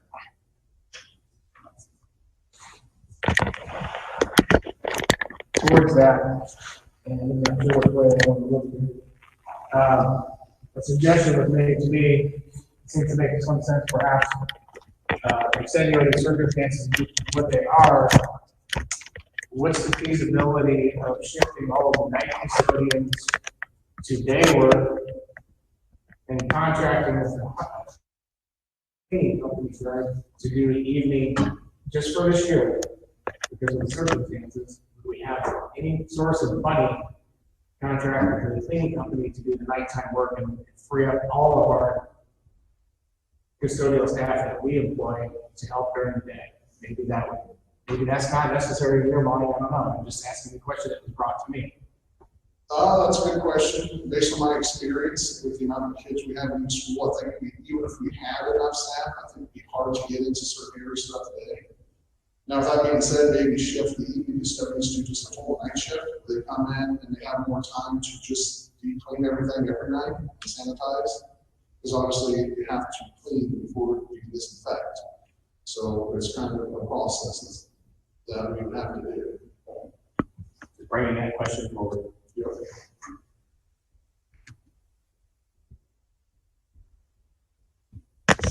Anything else?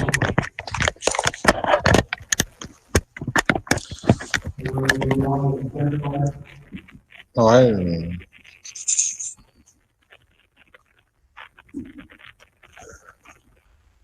Sorry, get resharing here.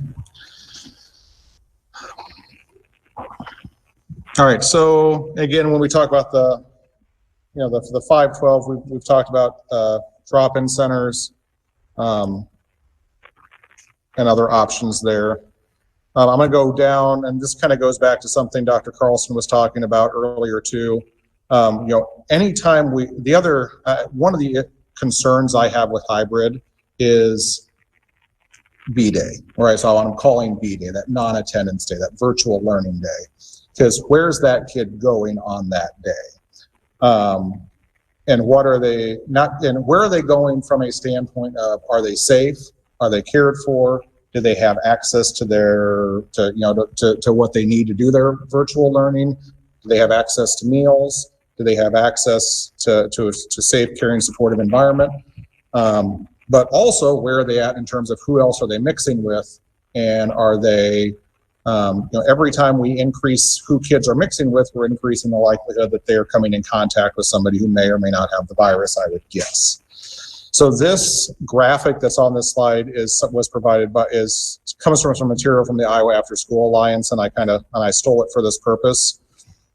But the idea here is that if we have each of this where it says day one school day, we have classroom 1 with 6 kids, and classroom 2 with 6 kids, and classroom 3 with 6 kids, and classroom 4 with 6 kids. And then this says day 1 after school, but it could easily be their B day or their non-attendance day. So you'll see that they're mixed with a kid from, this kid from classroom 3 who is asymptomatic carrier, becomes on their day off, they mix with a couple kids from classroom 4 and a kid from classroom 1 and a kid from classroom 2 and a kid from classroom 3. They come back to school on the next A day. Now that's in theory exposed all those classrooms, or increase the likelihood of those classrooms being exposed. So when we talk about, again, and a lot of the educational, a lot of the best practices we're getting kind of as educators and administrators from this talks a lot about cohort. So the idea of putting a group of kids together and leaving them together as much as possible. So by definition, A, B really shoots cohort. So it kind of comes back to, again, Dr. Carlson talked earlier about masks and social distancing is great. Social distancing may not be feasible or may not be as practical.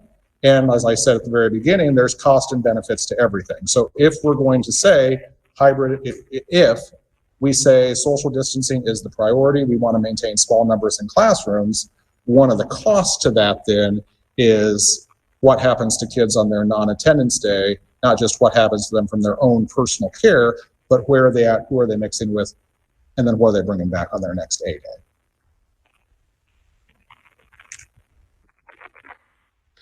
We also have to consider the impact of other activities when we talk about when we talk here. So obviously, I just mentioned after school, we have our after school program pieces. If we offer pieces, which the intent is that we will offer it in some way, shape, or form, there's going to be some cross-classroom mixing. Now, again, one of the great things that we have in our district is that we as a district run that program. It's our district-based program. We're the grant holders.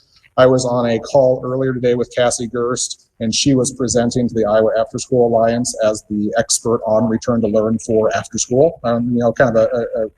She's done a lot in that because she's a part of our district.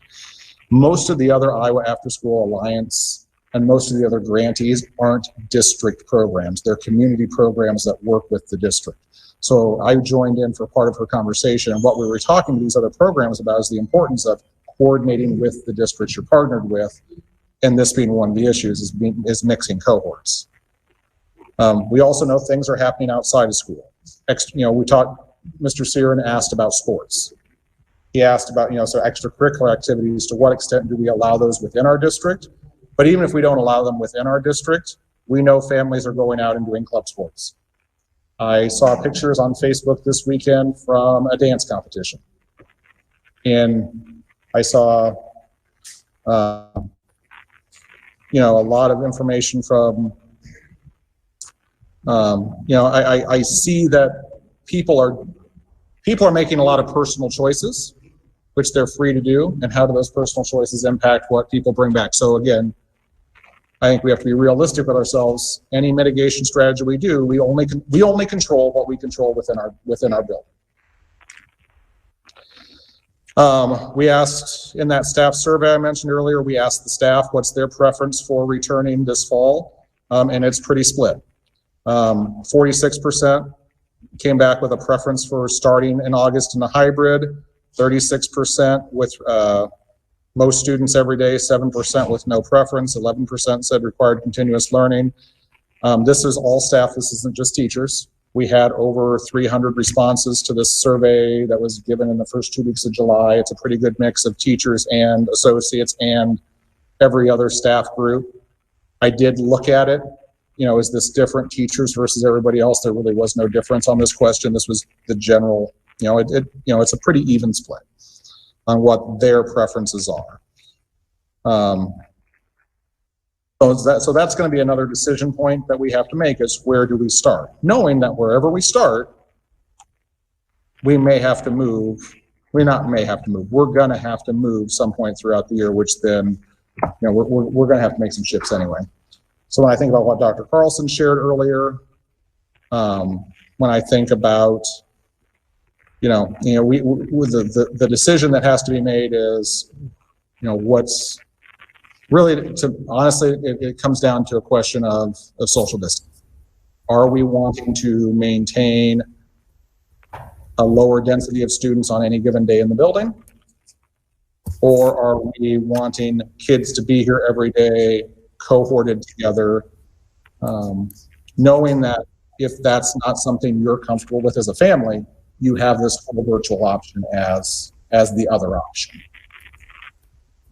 Are people going to be able to switch if an individual family, say we're doing either the full classroom or the hybrid classroom, but a family a month into school decides, look, we're not comfortable seeing the numbers, can they then go to the 100% online? And then the same question the opposite way. It gets to March and they're feeling good. They then So what most of the districts are doing that have released that part of their plans, there's a number of districts, not all, but you know, especially larger districts like ourselves who are offering this option. Most of them are, as they're talking about it, are saying that they're going to ask that they're going to have families stay with their option to the end of a grading term. So at the end of a grading term, you can shift. That doesn't mean that's what we have to do, but that's what most districts that I'm seeing are saying is, so for us, it'd be at the trimester, you could shift. Corey? And that was one of my concerns, was when can you shift, but it should be done at grading time so that it's not a every other week shift. Right. So thank you. Corey, do we need to approve this as an a motion on this to approve this? Well, this is what, so this to me is this really goes right along with those mitigation strategies. Because again, I'm thinking back to what Dr. Carlson said, you know, I guess I would suggest let's talk through mitigation strategies and then come back and kind of decide on those together, because it may be an if this, then this sort of scenario. I understand. So I'm gonna, go ahead. Do we want to make a motion on the masks? Well, I have a question. Is it legal? Can we say? I mean, in Muscatine, you know, the mayor said everybody wear a mask. The governor's saying no, he can't do it. And then, yeah, I'm just asking a question. I called the ISB the other day and I said, how can we require masks? And she said, yes. I said, how can the governor say that you can't do it? The mayor of Muscatine can't do it, but we can't do it. And she said, they're going They're letting school districts do it. A board can decide, a mayor can't. So based on that, I'm thinking we can, if that helps. Yes. So I'm gonna scroll down in the presentation a little bit here because we do have some information specifically on masks. And part of it comes out of that staff survey. So I'm gonna go down to that part of the survey and I don't bring this, I'm not saying that we necessarily need to honor any of this information. Again, I want you to be aware of kind of current beliefs because we know people are in a lot of different places. And regardless of what the board decides, we're going to have some people to help support and understand the reason for that decision one way or the other. So this kind of helps us understand where people are currently at in their understanding and their beliefs. So this first slide here is a stat, so we asked the staff, we asked the question more broadly about mitigation strategies. Do they think are important and can you commit to managing in your classroom or work area if all students return to school daily? So this first graph breaks down. Now this was a place where we did see a difference between groups. So I'm going to show you a couple different breakdowns. This is teachers versus everybody else. Generally, teachers had a stronger preference for everybody being required, where other staff groups had a preference for everybody being encouraged. But the only, nothing was over 50% except for everybody being encouraged with the other staff groups. So even amongst the teachers, it was 41% thought everybody should be required. So that was, again, when we asked that question, that was the staff feed, that's teacher versus other group feedback. We also broke it.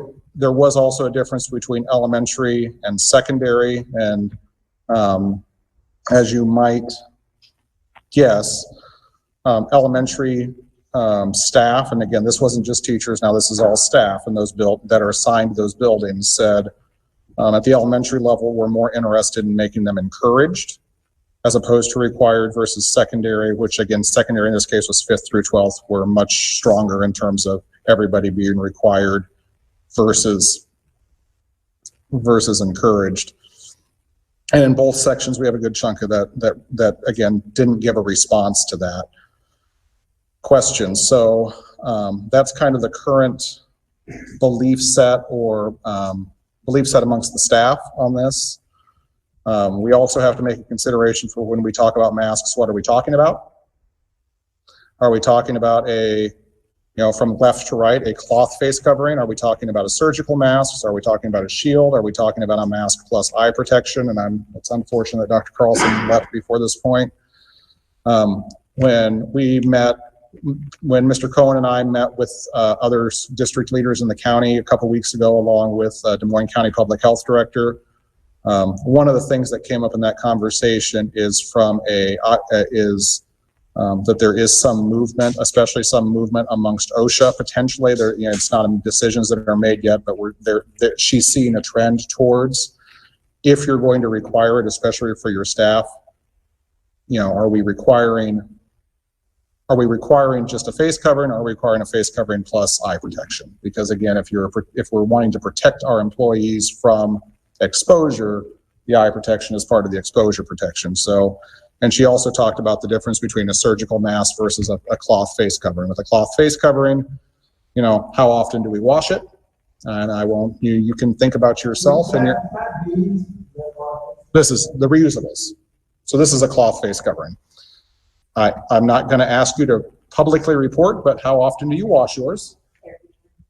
Okay. I know that some people are diligent about washing theirs, others are less diligent. Do we know if washing has any effect on the effectiveness of the mask?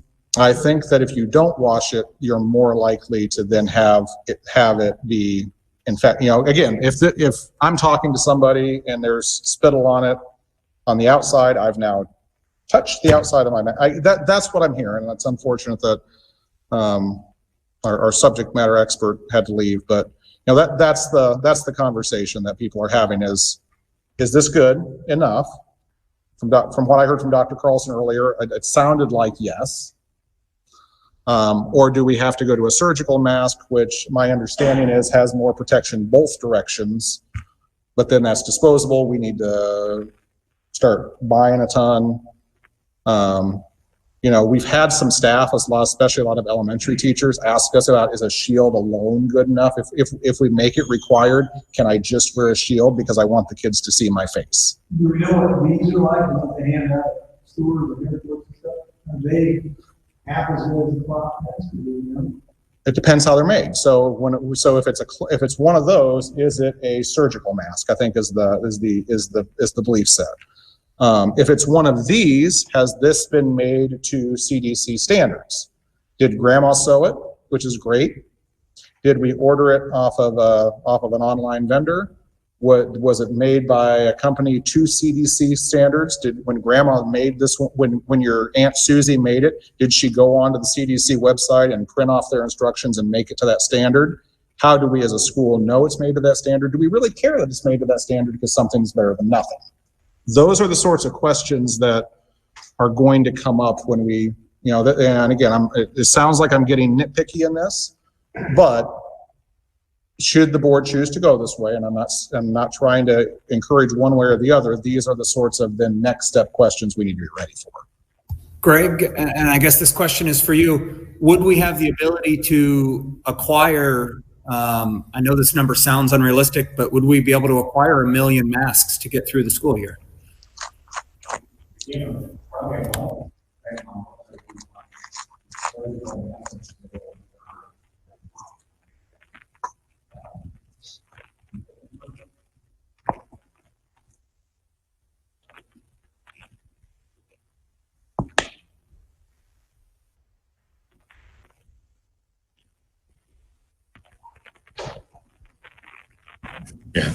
a lot is going to depend upon, you know, what type of mask would require is, you know, I think everyone experienced, obviously surgical masks have been hard to come by in mass quantities, if at all. I mean, you know, a large quantity is probably going to be very difficult, depending on what more schools decide to do. Obviously, if schools are requiring masks, then I would guess that we're going to be in short supply in trying to maintain an inventory of masks. So it's, again, a lot of things, it's really kind of unknown. Right now, you can get some. There's a, depending on what you get, there's obviously a waiting period.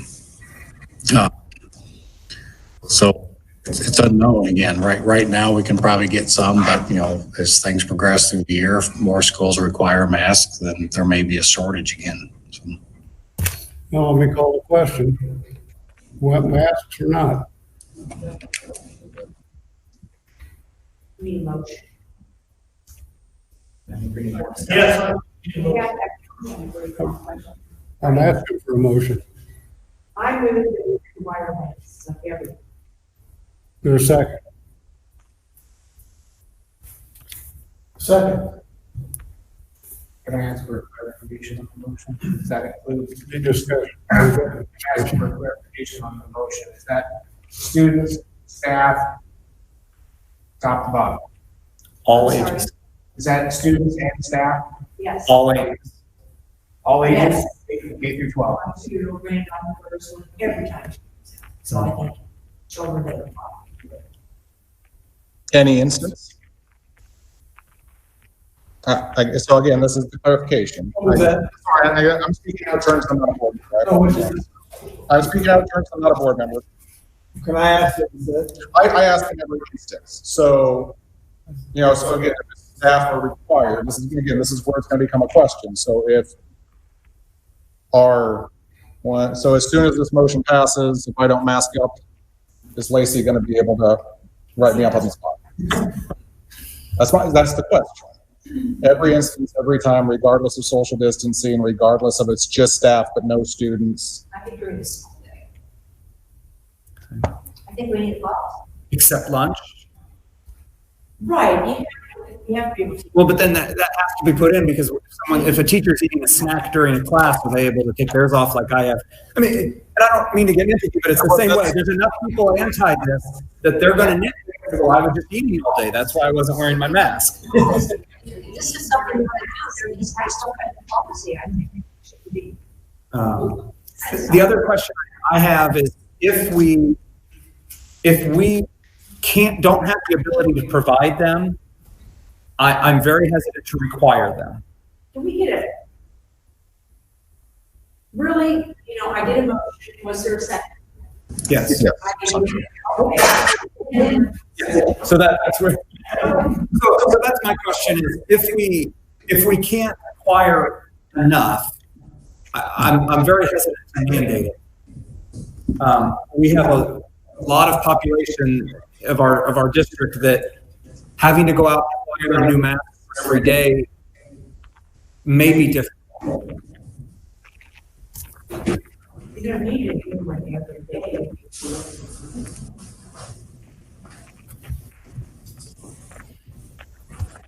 So I know we got box masks coming in the central office. I know we have 2,000 cloth masks, reusable cloth masks that have come in. I don't know how many disposables have been. We ordered 2,000 face shields and at least a couple of 3,000 of the disposables. Right now, the main suppliers that are out there, I mean, everyone's the same, but we are. We're all bringing in the masks, we're bringing in the masks, we're starting to come in. So we pre-ordered now, sometime we need to get them ordered. I think that's a great point. Now's the time. So if we come back on the 26th and have this second meeting, and by God, we can't get them and talk about it then. We get marching orders, Greg Group top, small orders, for the state mask. Whatever. Can I say something?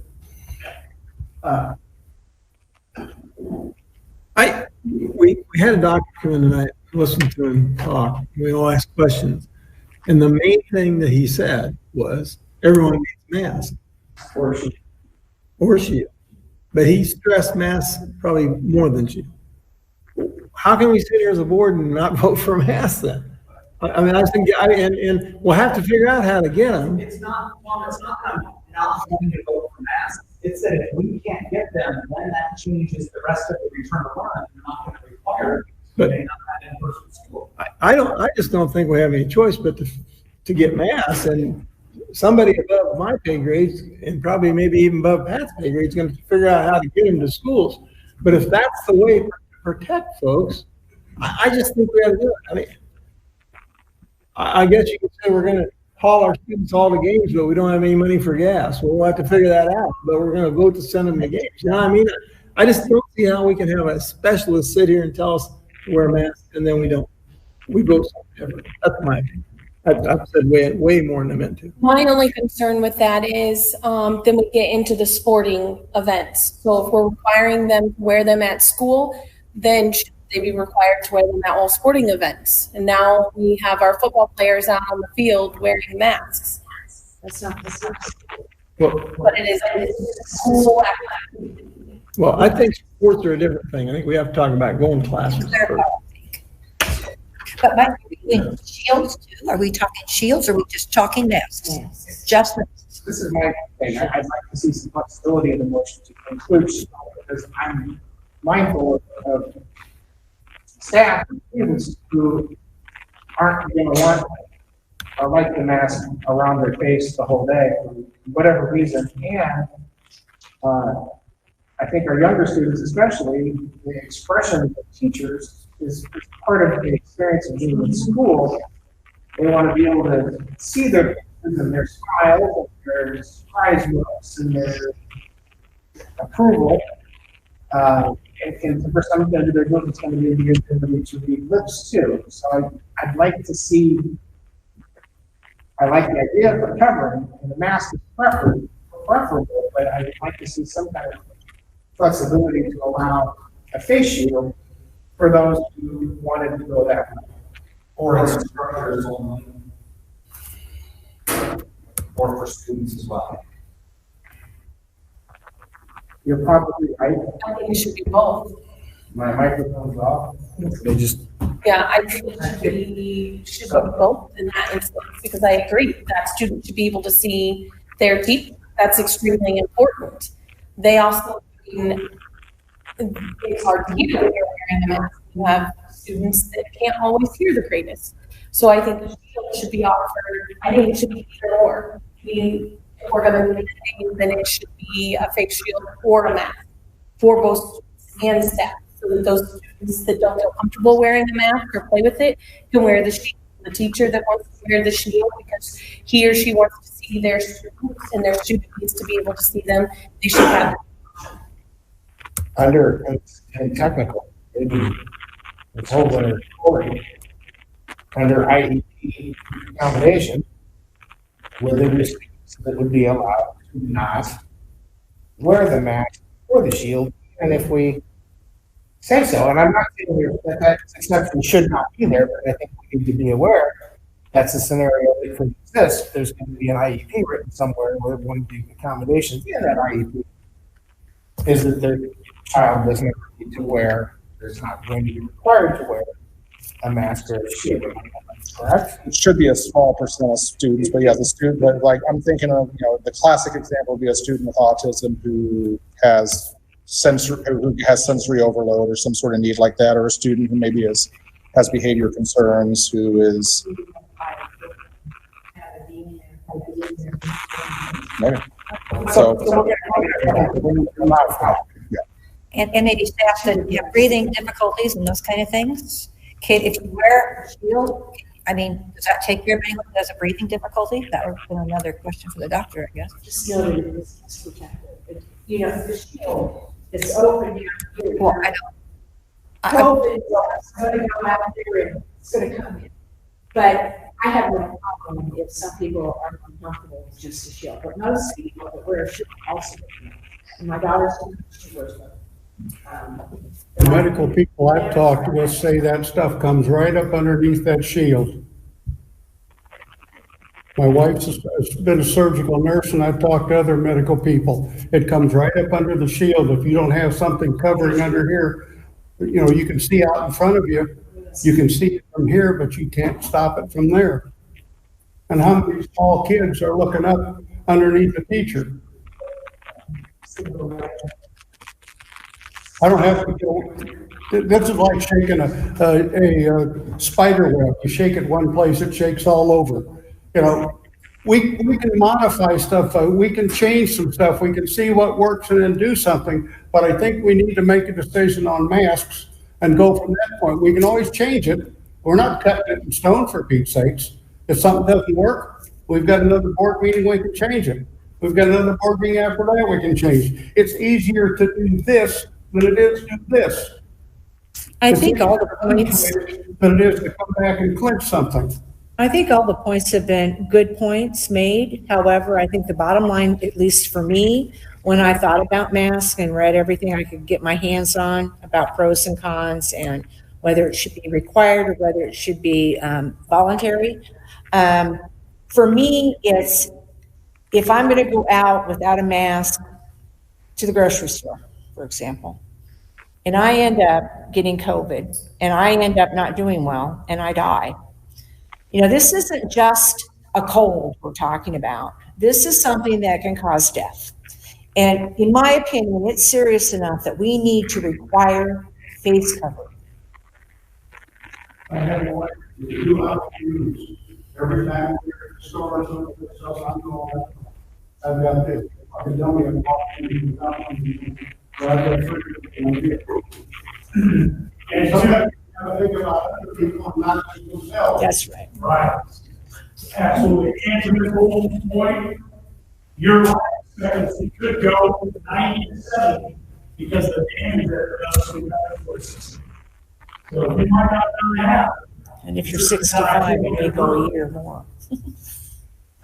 Ms. Holt said, basically, when you ended your comment just now, is that shield and mask? Over your nose and over your mouth. Or just shield, or just mask? Shield and mask, just mask?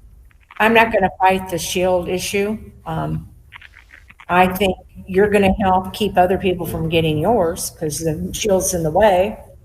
So if you want to take that risk of having the COVID come in underneath to you, I suppose that's your option.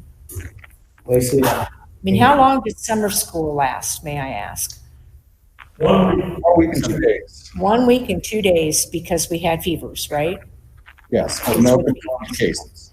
Would we be able to amend the motion to say the board directs Mrs. Johnson to create a policy that requires face coverings, preferably masks, for our approval at the next meeting, and we also authorize Mr. Reynolds or whoever to begin the purchasing and acquisition of said masks. Then we can get them started. They have their time to start getting them ordered before everyone else starts ordering. Then we'll actually have an actual policy put together instead of us talking in circles tonight. Would that be a amendment? That's fine. I think that's a fine amendment. I move to amend it, the He's motion to amending. read whatever I just said. Then you vote on the amendment first, then you vote on the original motion.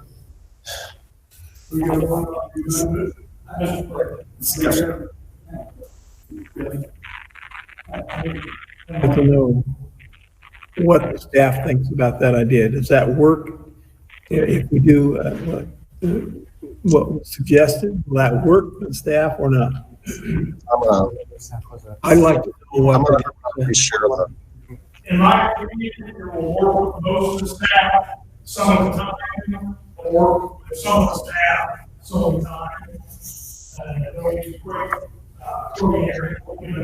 not all. Staff member may go on, and the walking sidewalk may take it off, but blatantly in the classroom, off. I guess what I'm asking is, will Mr. Farron's motion get us closer down the road where we think we need to be? Yes. Thank you. Thank you. I'm sorry, Ms. Johnson, is that a workable scenario for you? Yes. I think we can try to do that. So we can legal. I think, Unmute.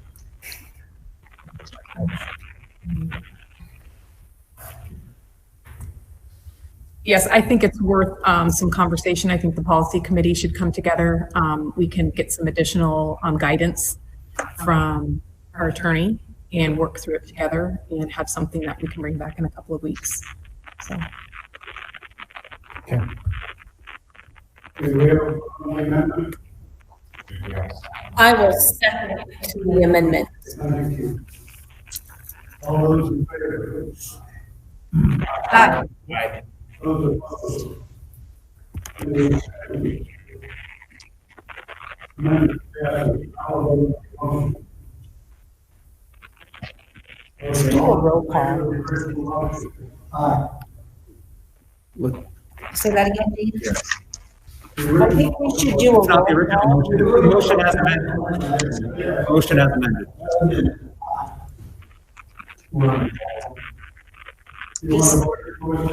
Just because I think that's. If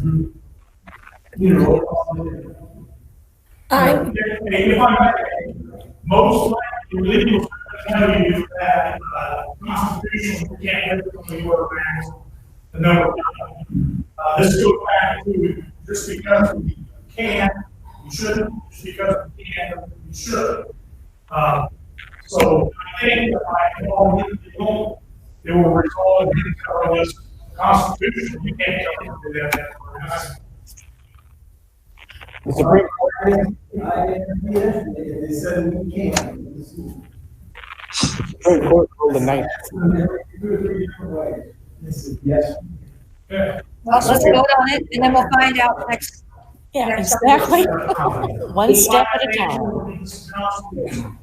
In 1905, the Supreme Court ruled that the government can make proclamations like that in times of health and strength. Well, that's what,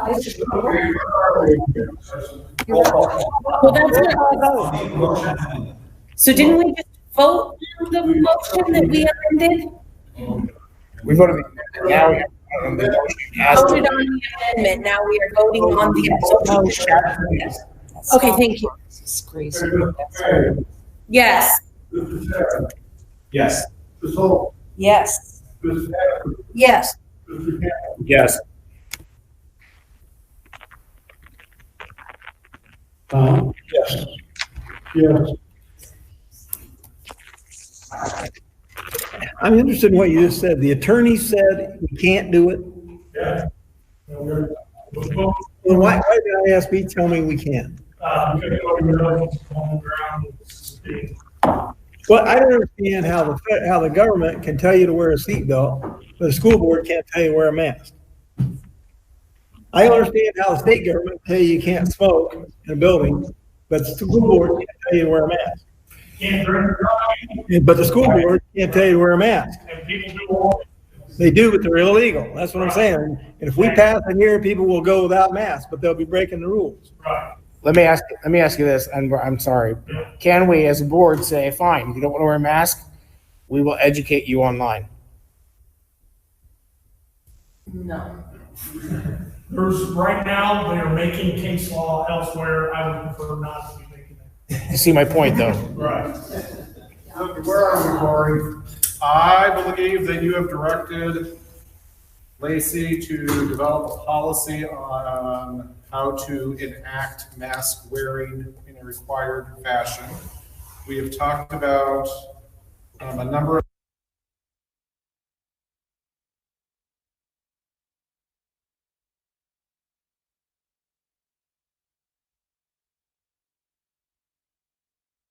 muted, I'm being told online, and I'm unmuted again. I'm going to share my screen. A window right there, we're good. All right, so we're going to talk about the other mitigation strategies for a second. We asked staff, generally, how concerned are they about their own health and safety as it relates to COVID-19? As you can tell by the graph on your screen, it is a bell curve. Most staff have some concern. About a quarter have serious concern, and about a quarter have very minimal concern. We asked them about their preferences for mitigation strategies. Now, these are the others besides masks. We listed some of the main ones, and they're listed here in order of, the percent of staff who were supportive of them. Hand sanitizer was the highest. Daily temperature screening was the next highest. Close the school to non-essential visitors, more frequent cleaning throughout the day, limit sharing of materials and resources, frequent scheduling, hand washing, cohorting, maintaining physical distancing in the classroom, staggering schedules to reduce bus density and congestion, limiting the use of lockers, and eating lunch in classrooms, not in the cafeteria. So those were, again, where our staff are currently at and what their preferences would be. But again, even since we've put this survey out, we learn new things. So one of the new things we've learned is our experience at North Hill. So we were taking temperatures every day. The recommendation from the Iowa Department of Education and the recommendation from the CDC is that we not take temperatures of every kid every day as they walk in. But as we say, I think what we experienced at North Hill is an example of why they don't recommend that. We ended up closing that program a weekend because 8 kids came with high temperatures. So that's 16% of the kids who were attending. Out of that, there were no positive COVID tests reported. Now, there were a few of those kids, as my understanding, that their parents chose not to get a test. So we don't know that all 8 were negative, but we know that, a good chunk of them were negative. If we extrapolate that 16% out to a typical school day, when we have everybody here, that's 550 to 600 kids that we would, in theory, be over-identifying, which screening is intended to over-identify, but that's one of the risks we would run if we take temperatures every day. We also have the logistical concern. Greg, we had developed a kind of a plan where the idea would be that teachers would take temperatures of their students as they enter the classroom, which would require a purchase of 300 thermometers, which was going to cost us roughly, it's like 15 to 20,000, right? 20,000. So in thermometers to make that happen. So again, there's a cost benefit. It's a high cost, and we're very likely to identify kids and send them home who, again, in our experience with North Hill last week, didn't, again, were for whatever reason, temp high, but didn't have the virus. So that's a consideration to make with that one. Food service considerations come into play. So while over half the staff don't want kids eating in the classroom, our current guidance from Des Moines County Public Health is that if we use our cafeterias, students have to be seated at one side of the table, 6 feet apart. So as examples, that puts 30 kids in the Blackhawk cafeteria, 20 kids in the Grimes cafeteria, and 40 kids in the Ed Stone cafeteria. I went and counted today. That's just not realistic. We can't do that. Kids are gonna have to eat in classrooms, period. And there's really no other way around it. Otherwise, we are going to run it, otherwise we're going to have to move desks and tables into gym areas and other things. And then we've got a huge cleaning issue there. And again, we're moving kids and we're not cohorting. Yes? Are those numbers based on? 6 feet apart on the bench, all facing the same direction. So 100% attendance in school, not out of hybrid. that's the number of kids that could sit in the cafeteria 6 feet apart, all facing the same direction. Whether it's hybrid or not. That's the number of kids that can physically fit in those cafeterias. So if we're a hybrid, we need half as many lunch shifts. But I think I figured out at Ed Stone that would need about, somewhere between 8 and 10 lunch shifts. So they'd walk in and start eating about 9:30.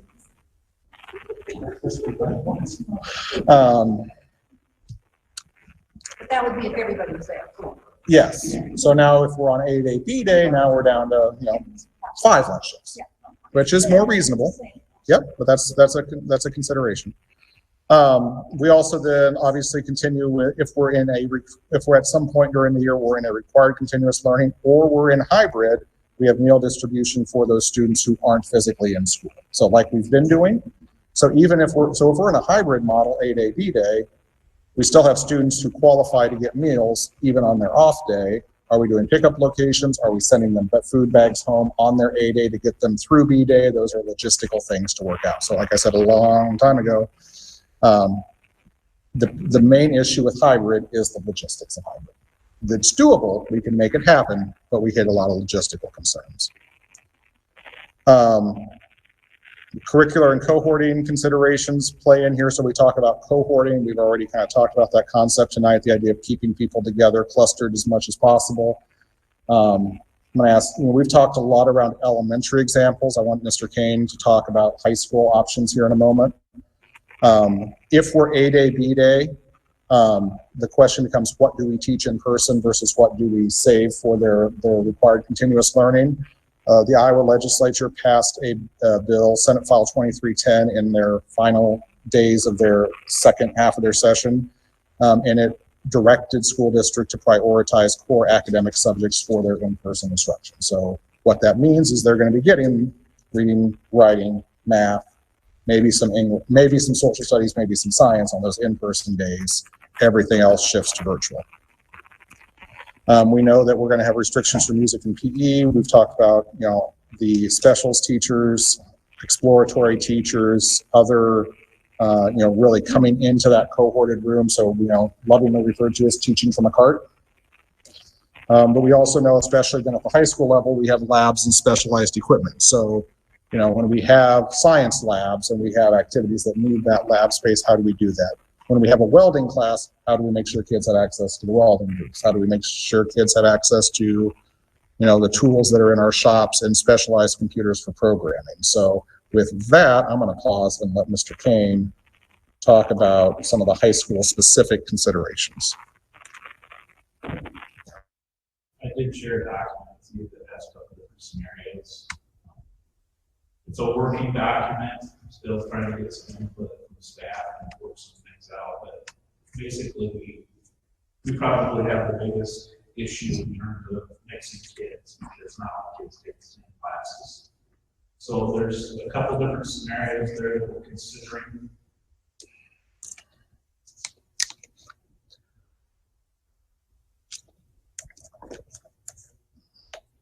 So we'll pull this up here. There's a couple different scenarios that we're considering. Two of them would reduce the number of times that students pass and the number of kids that they'd mingle with, because what we would do is we would put them in cohorts. And so 2 teachers would share 2 classes, and the teachers would switch in the middle of the 2 classes rather than the students. We could do that with most of our core classes. There are some disadvantages to that in terms of not being in your room teaching, but you would limit the number of kids that you would actually interact with, by more than probably 60%. So one of those would be the regular 3-semester 6 period, where we would have 3 blocked periods. There would only be 1 passing that we could stagger between 2nd and 3rd, and then we would stagger an open lunch after 4th, and then stagger a return to 5th, 6th block. Another one is a 4x4 block, where we would have 4 periods. And again, the first 2 periods in the morning, they would be 90 minutes each, and then the teachers would swap. It does change not only the length of time that teachers are in the classroom with the student, but it also shortens the term, which isn't ideal because we're probably not going to go back to that scenario. But it would allow us to have really no passing for mostly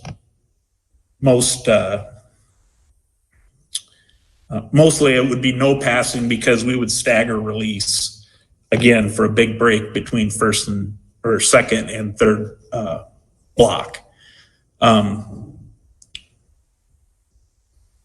Another scenario that we looked at was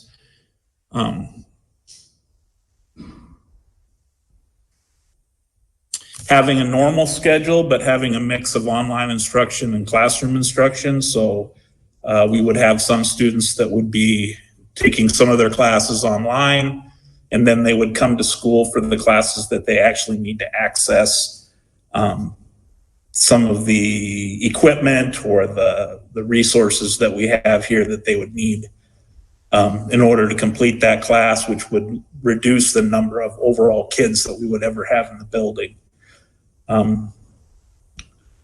And that would not be a half this or half that. It would be a course by course, teacher by teacher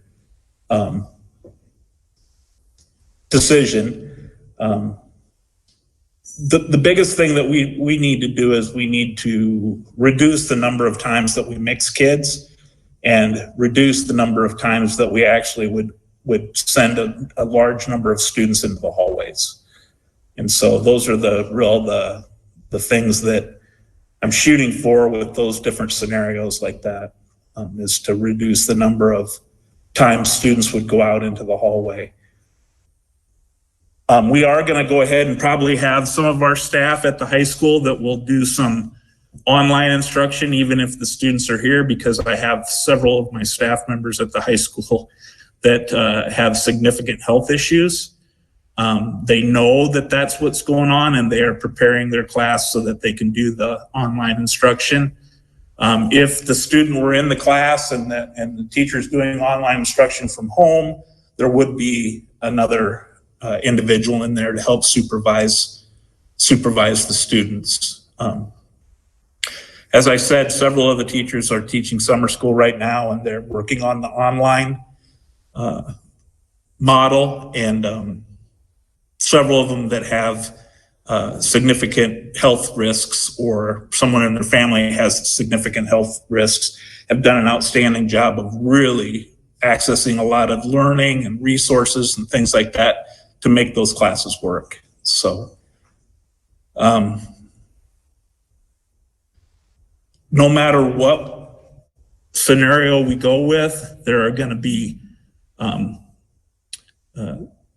issues primarily with students being able to access some of the classes that they want to take, electives, because anytime you force kids into a certain period, a certain time of the day, and you only have one period for that elective, those kids aren't necessarily even in the same grade level. So there's no way you can put them together in a cohort so that they can both be together in the elective. So that's probably the most unfortunate piece of this whole thing is it really reduces the number of elective opportunities for students, which has been hugely positive for us to do. Both teachers and students have done an awesome job with some of our electives, and it really sets us apart from all the other districts around the area. We would still go ahead and try to offer all those, and we would try to put a schedule together that would meet as many student requests as we can, just like we always do. But just initially running a couple things in Infinite Campus, it's going to be very difficult if I force cohorts for some of the kids that have signed up for singletons. And there's no way around it. I mean, it would be difficult even with us being back to school just normally. Singletons sometimes fall in the wrong place and kids have to make choices. But so I don't have it all figured out yet. We're running a bunch of different scenarios to kind of see what it would look like. I would really like to show the teacher what their schedule would look like under different scenarios so that they can talk a little bit about how that's going to work in terms of their instruction. Because obviously anytime you chunk time differently and you extend terms or you shorten terms, that has an impact on what they can actually accomplish in terms of mastering standards with students.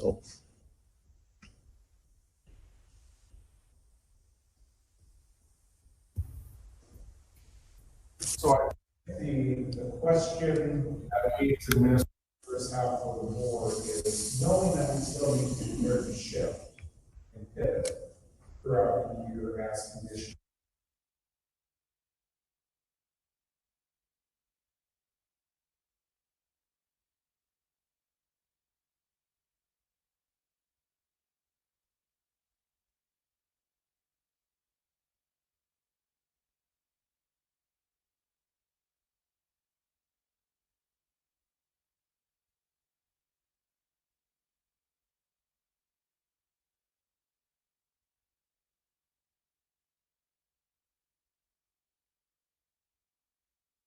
They were all waving at me, I see. The question that as administrators we have for the board is what is our direction in terms of what's our default for the beginning of the year? Do we default to a hybrid model or do we default to most students every day, knowing that as conditions change throughout the year, we have to be prepared to pivot based on those positions, but kind of what's our starting point and what's our starting point as we think about that, considering the direction we got from Dr. Carlson and the board's previous motion on requiring masks. Is there a motion?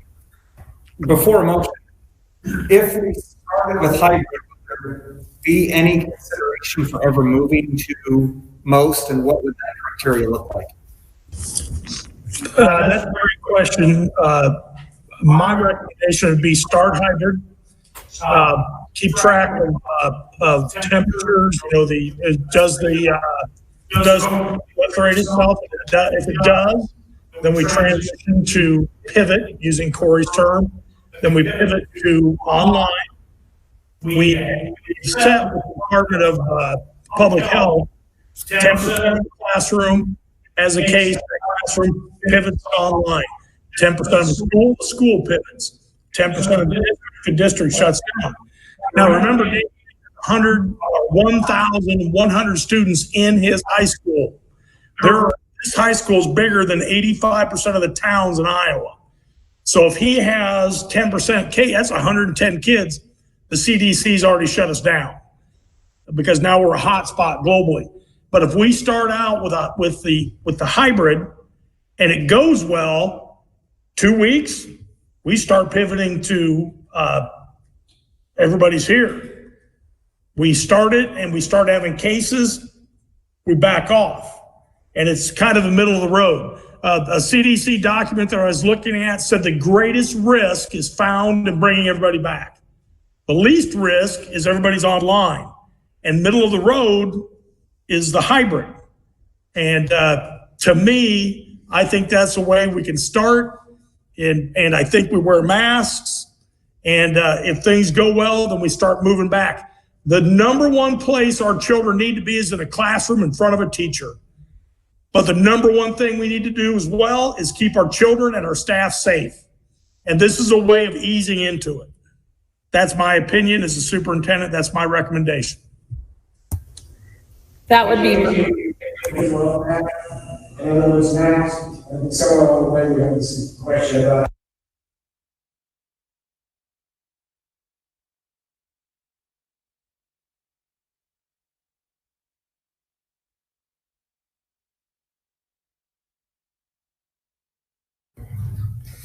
So anyway, what I was asking, Mr. Cohen, is are you recommending that K through 12? Or is there a possibility, as it was said, we did elementary and Aldo one way, we do Ed Stone in the high school another way? Or maybe we pivot to that after we're open for a while. I mean, I want to make sure, I guess one size fits all doesn't necessarily work here, but maybe it does to start with. Because I think different ages will react differently to this virus. So, but your suggestion is K through 12. Different at each level anyway. I mean, just because of the nature of the way we educate in elementary compared to the way we educate in intermediate. Intermediate is kind of the in-between. When I've sat there, there's been 2 teachers that had a cohort of students that went back and forth. So don't we already kind of have it different anyway? It'll look different at each level. In terms of AB, certain kids are half kids one day, half kids the next, or something like that. That's what I was. Yep. To Mrs. Holzen's point and to your question, they would look different. Okay. And Dave could have multiple online classes going, and so he's already had a structure in place that is functioning well. A lot of kids are doing great. We're going to catch up this class of 2021 through the summer all online. So he'll be kids coming and going all the time at his school. Andy right now is doing a summer school, 4 days online, 1 day's present. So yeah, Mrs. Holzen is correct. It would look different each facility. And a big part of it would be the administrator and the teacher leadership teams hammering that out. One of the things,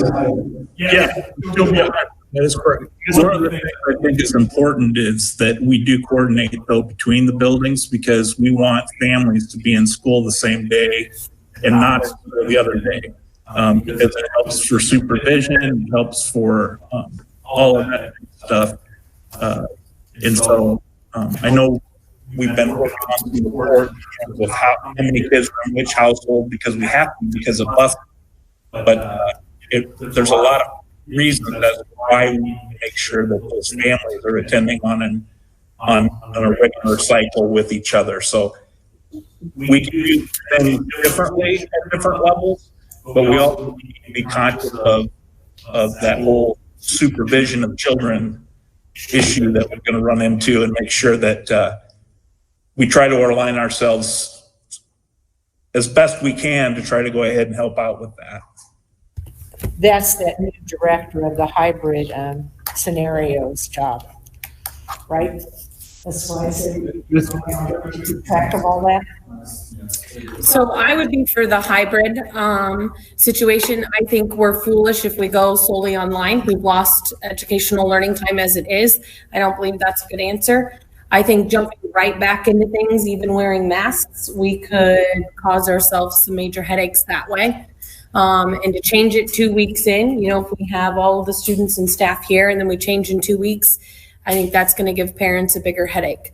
I think the brightest idea is to start with that hybrid option. I still would like to see what it would look like if it was a week long instead of every other day, or like Mr. Siren said, maybe Monday, Tuesday, Wednesday off, Thursday, Friday. But the consistency to me is huge. I'm not I'm for the hybrid option, but for it to look slightly different as far as the days. I get Mrs. Hatterberg's, maybe the week isn't the option, but Monday, Tuesday, every day, so that family knows every Monday and Tuesday, my child's in school throughout the entire household.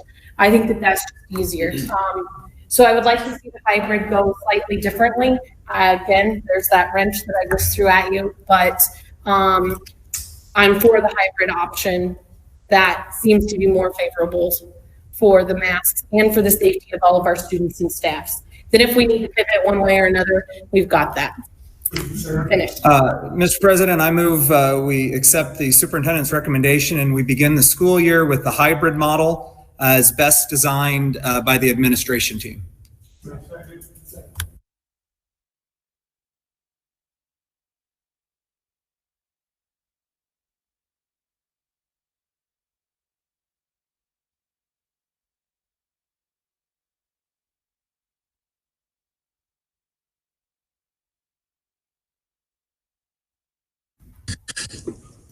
Mr. Haffey, so busing. No matter what, it's going to be messy.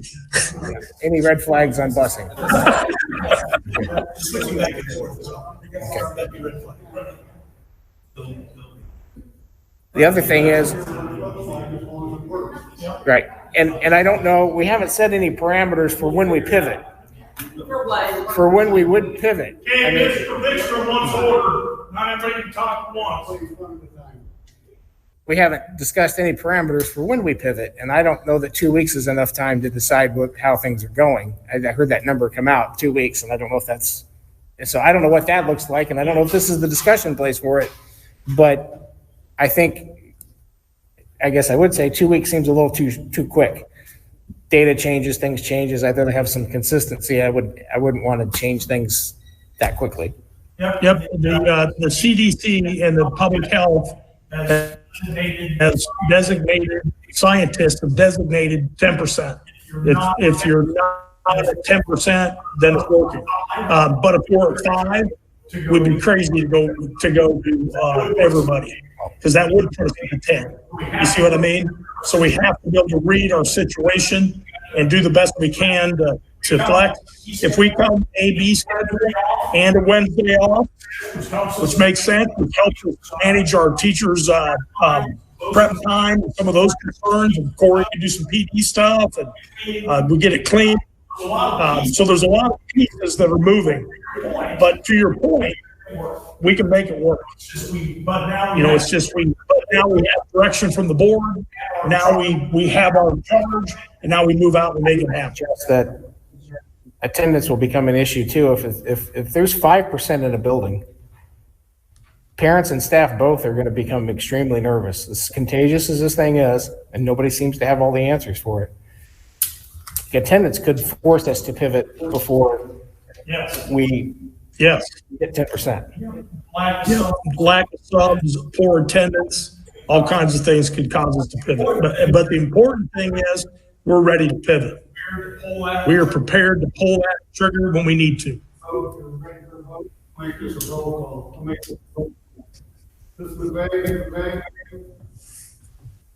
We're voting on the hybrid option, is that correct? Yes. Yes. Aye.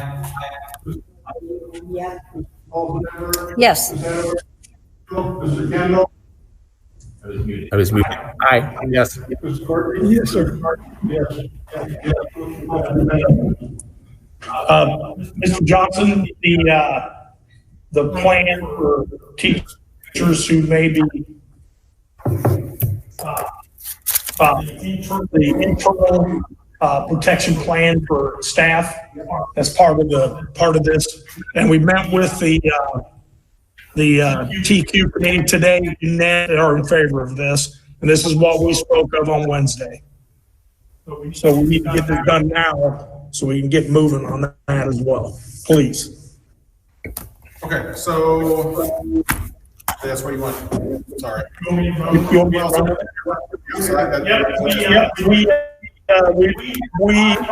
have a high probability. We have a high probability of some of our staff not be able to come to work, because there could be a situation to where they have a heightened probability of this being lethal, or they're caring for someone who has a high probability this could be lethal or very detrimental. So if they can't come to work, we don't want to just cut them loose. So Greg has done some research, and we can move funds to a flex through a flex deal that's allowed through the legislature. And then we can set up an internal disability plan.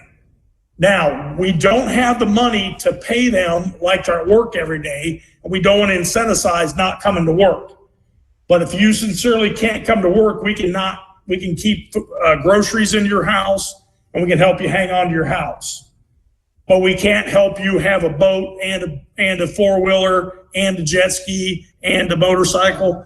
But we can help you not lose your house. We can help you have food in your house. And that's what we want to do with this plan. So that is part of our return to learn, and then figure out how this works. Now, they would expend all of their FMLA, they'd expend all their sick days, and this is the last safety net for the employee. But it is a safety net nonetheless, and we may not have anybody get to it. But if we do, then we have something to catch them. So I would like to include that in the return to learn plan as a safety net for employees who are unable to work due to the effect of COVID-19. Can you talk about how Greg Soares, and you're up.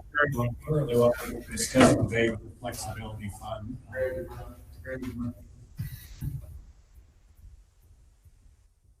Okay. Yeah, we're looking at, with the flexibility fund, districts have the authority to move some of the categorical funds. The one we're looking at is professional development funds, the balance at the end of the year into this flexibility account. So don't know the exact number yet, as we haven't closed out this fiscal year, but I'm guessing it'll be somewhere in the neighborhood of $160,000 that we could work with for next year. Discussion that we had is, this doesn't prohibit us from doing professional development next year, as we will have about $260,000 that we will receive in funds to continue professional development. We can just only transfer what our carryover balance is at the end of this year. So there are a number of steps that the board will have to go through with that. That will bring, there's a board resolution, public hearings, et cetera, as we work out the details of exactly the best way to word the utilization of those funds. But that's an idea of the kind of dollars that we're looking at. So. But by doing that, we'll be protecting our employees for a little longer at least. Yeah, additional safety net. Because it's a young employee doesn't have enough sick days, they can get there quick. It's an employee who's been with us for years, has a mountain of sick days, it would take them longer. But it's another safety net beyond what we have now. Would this be like a leave of absence, and where's a continuing contract come into this? Yes, it would be basically, again, how we develop, utilize any leave. The board would basically have to approve a leave of absence for that contract year so that they can continue with their contract. So I would like to protect them in the event that they could come back. Right. You have to get those, your retirement, you get your, now you're not making it, you're and you're old. Yeah. I don't know what the average used to be. The high five, and then I don't know what they changed it to. Can I ask a question? Yeah. Do we have a policy for who qualifies and what the criteria is? Yeah, that's on Lacey too. Yeah, that's what I figured. Yeah, okay, thanks. So, yeah, I piggyback on that. This is something that I applaud you for, Mr. Cohen, for thinking about how to work this out. Because I've heard you say before you don't agree with what the Labor Department says, and I agree with what you feel completely. But I'd like to see more about this. What level are we talking? At 20% of their salary? Are we talking? Is there going to be a percentage? Are there benefits covered above and beyond that? And every month So there's a lot of details in here that, and again, who's going to qualify, and if we max out, I hate to say, well, tough luck, you're out of luck, and that's not a situation I want to get into. So there's a lot of details to sort through, and we don't have a lot of time to do it. So I get that. Without it, we lose all of them. With it, we save the first 10. You see what I mean? And now once that money's gone, it's gone. And that's all we had under this law. But at least we did something. We saved those, and we saved those 10. And if an employee's been around a long time, they have many more days before we get to that point, which then makes them safer as COVID, there's a vaccine, there's whatever, you know, so it's kind of a cord. And the ability to say who will and who won't, we have no idea. But at least we have some form of a plan in place to help when it does happen to somebody. And then, again, we want to keep food in the refrigerator and a roof over their head. That's it. We don't want, none of this flashy stuff, you know what I mean? But does this support staff as well as teachers, certified staff? Is this administrators? That's what I was going to ask. And TV money is for teachers. okay. So this is teacher money. This is not money that a cook is able to use. Okay, so not necessarily support staff. Right. The first plan I brought to you dealt with new money, and foregoing new money for a year, that plan was not agreeable. And we are strictly talking 2021 school year. Correct. Not henceforth and forevermore, we hope. Yes. Okay. Yeah, the utilization of those funds would be just dependent on how we put it in the resolution, because with the flexibility fund, you can use it for any general fund purpose. So it can be used for any way we see fit or the board sees fit. And lastly, these staff would also, they would have an opportunity to teach online. Correct. If they didn't want to be in the building, They could possibly go that route. See, so the best case scenario, we hit the end of the year, we didn't have to use a dime. And then the money goes, and Greg takes care of it. But if we have it, we're ready. We got one more safety net. Mr. President, I'd like to make a motion to, Understood. yeah, to go ahead and transfer this money from, no. We'll begin To begin the process of, Process, transferring money so that we can have a fund for our teachers. yep. Second. Yeah, to help our teachers. Right. All those in favor? Aye. Anybody abstaining? Motion passes. What's left? Corey? I think the only other thing that we haven't, we've talked about but haven't come to conclusions on is the other mitigation strategies. We got a lot of those are general. Corey, you mind? Or I think The other thing that we haven't come to, some of the other mitigation strategies, and again, a lot of those are things we're going to do as a matter of course of business. I think the one that kind of is up in question is whether or not we continue taking temperatures of every student every day as they enter the building. That's kind of the one that's kind of still up in the air. And again, if that's something the board wants to take action on, or if that's something that we want to take administrative action on, that would be I think the primary item that's left. So my feeling is, we have parents who probably, there's a child also that can come to school in the first place. So we may not be getting an accurate information when they come through the door.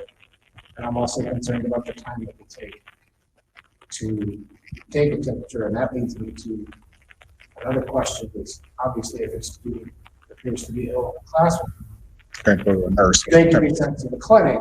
And I hope we are doubling down on clinic staff, because I have a feeling they're going to be busy.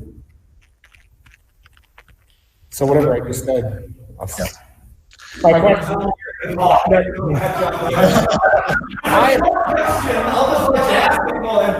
Every question I have is short. I always have a short question. I think, I think kind of to your point, Darvin, is it kind of comes back to this idea of we probably can't do everything, and the board has already directed 50-50 and masks. Do we get any major additional benefit out of temping every kid every day? We may not, but that, especially then when we think about the experience we had where we are likely to be over-identifying and maybe causing more cost in another direction. That's in terms of that, those students lost instructional time when they wouldn't have necessarily. So. My question to this is thinking ahead to how. My question to this is thinking back to this spring of how bad some influenza B strains were going through our schools.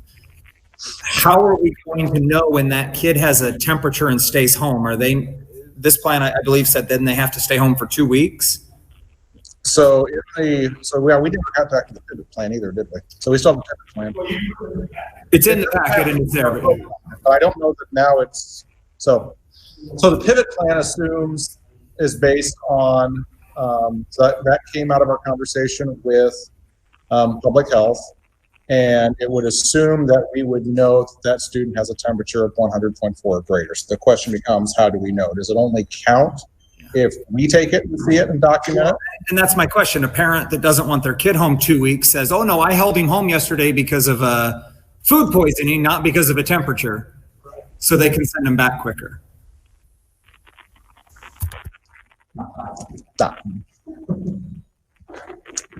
That scenario may play out during the school year.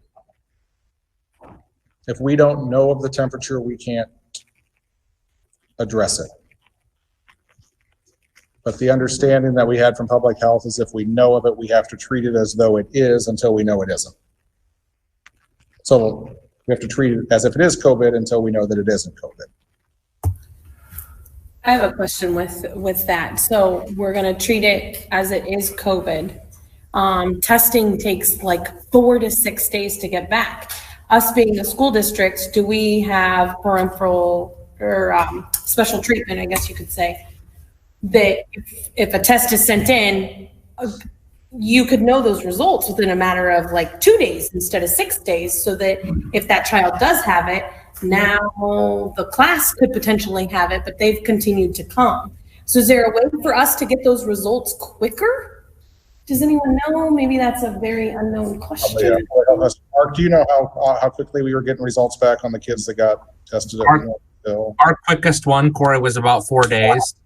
And so they can't tell us the name of which student we got a test back for, but they can tell us that we received a negative from the group of tests that we sent in. And actually, that's even reading between the lines a little bit. So 4 days and cryptic data. Mm-hmm.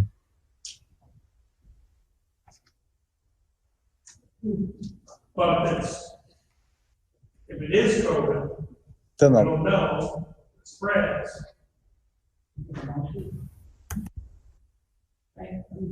See, and that's just it. We didn't receive any positive tests. So we're still discussing the, I guess, Q&A around it. So again, this may be one you don't want to make a motion on, then you want to leave, or again, we want to make.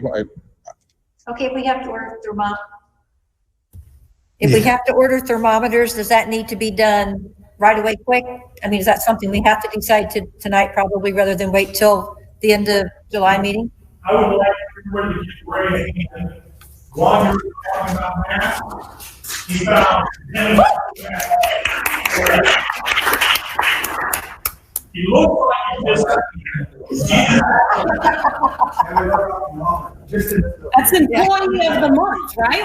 Employee of the month. Basically, like infrared, they're certified by the FDA. How it works. You don't have to touch the screen or anything, just scan about the forehead, 3/4 inches wide, everything about the works. These are the Yep. We had gotten a bulk buy quote from Heritage Medical that was gonna be, again, I think it was like 60 something or 70 something a pop. Okay. But that's still 15 to 20,000 by the time we get 300. Is that, hold on, is that helping it be able to be used the same way as the masks under the?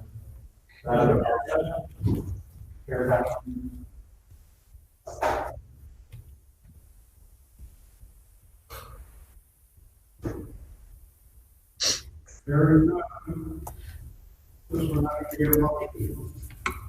I don't think I feel comfortable making a motion about this, quite honestly. I mean, we're talking about a high dollar price on thermometers. And it seems to me we had this issue with the summer school. I'm not so sure taking the time out to take a temperature is the right answer. If we're requiring face masks and we're still doing social distancing at 6 feet, I think that's a waste of our money. I think that's a waste of our time. And I personally know a kid that, mom took his temperature. It was a very high temperature. She took him to the doctor's office. The doctor took it and said, COVID symptoms are just the same as influenza, or it's just the same as allergies, So he took a COVID test, took 6 days to get back, came back, that he didn't have it. But I think that we would be wasting time and energy when those people could be educating our students.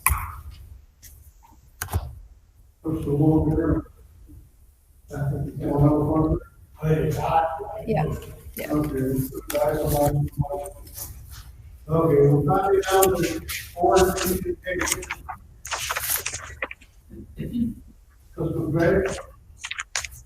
I figured by now people would get tired of hearing me talk. I think I've talked as much as Darvin has. Just want to congratulate our baseball and softball teams. They've done an amazing job. Caught a couple of games. That was great. Again, can't express enough thank you to all of the staff that has worked from 6 a.m. till midnight to try to get this plan wrapped up. It's forever changing. I don't envy you. You have a hard job. I also want to tell our students and parents, thank you. Thank you for sticking with us. Please be patient with us as we go through this process. We definitely have your children, and their education up front. Again, these decisions are not easy, but thank you for choosing to be a Greyhound. And I will see everyone at graduation on Saturday.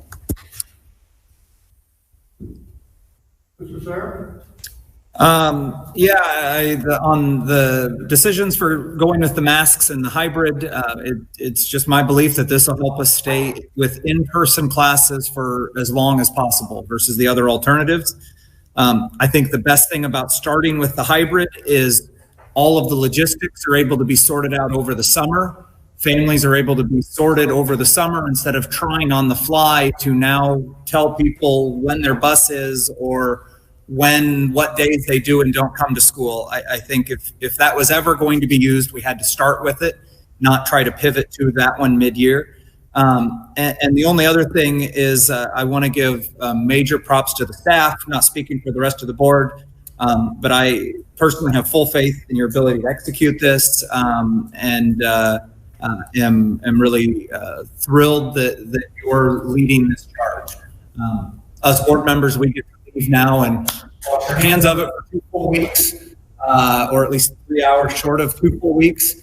Whereas now your work just starts. So thank you for that. Thank you for all the extra time. Thank you for putting up with a lot of extra questions. So thank you. Yes, I'd like to say thank you to everybody for a very productive meeting with a very difficult subject that we had to deal with tonight. I think we've come up with some good ideas with the recommended mask wearing and the hybrid model. I too want to thank the staff because this is huge. This is very mind-boggling when I think about it. One domino falls and 10 more fall after it, and they have to come to answers on all of the concerns they have. So I want to thank them for doing the hard work. I have to say I'm glad I'm no longer teaching in this kind of environment. Thank you. Well, I'm not going to read the epistle that I wrote, so that's good news.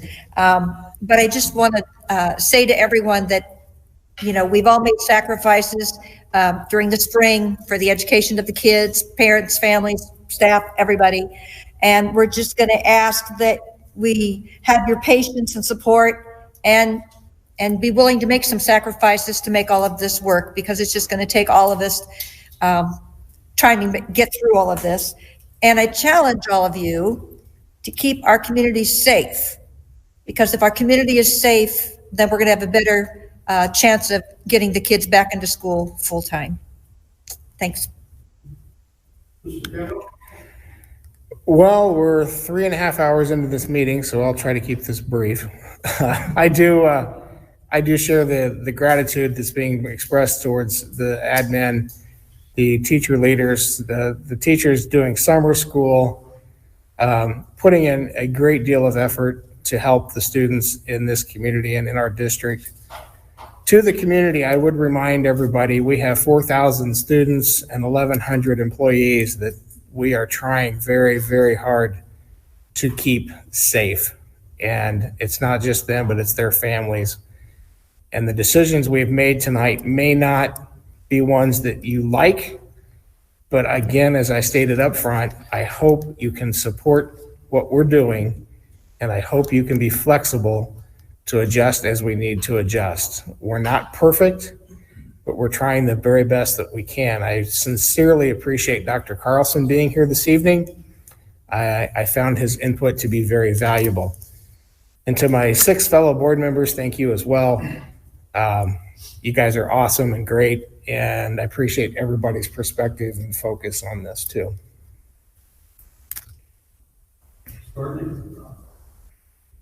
Yeah,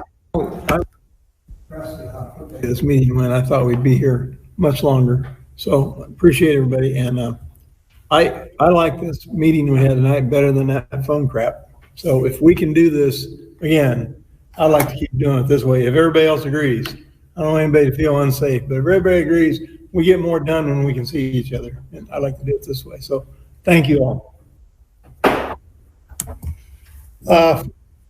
I'm sitting here looking at, we're all imperfect people, sometimes expected to make perfect decisions. We're trying to make the best decisions for students, faculty, and the community. And we can only do it with your help and your support. We need that. We've got a great staff. We've got great people here. And I hope people learn to appreciate them as much as we appreciate them. We've got to go out. We've got a lot of things to do. And I think we can overcome this, but we have to do it together, and we have to think about other people other than ourselves. It's the only way this is going to work. Okay? This is humanity, and humanity is shown by caring for other people.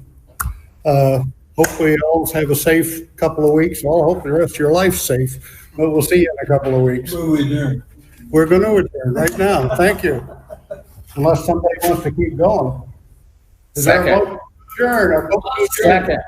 Is it done by acclamation? Aye.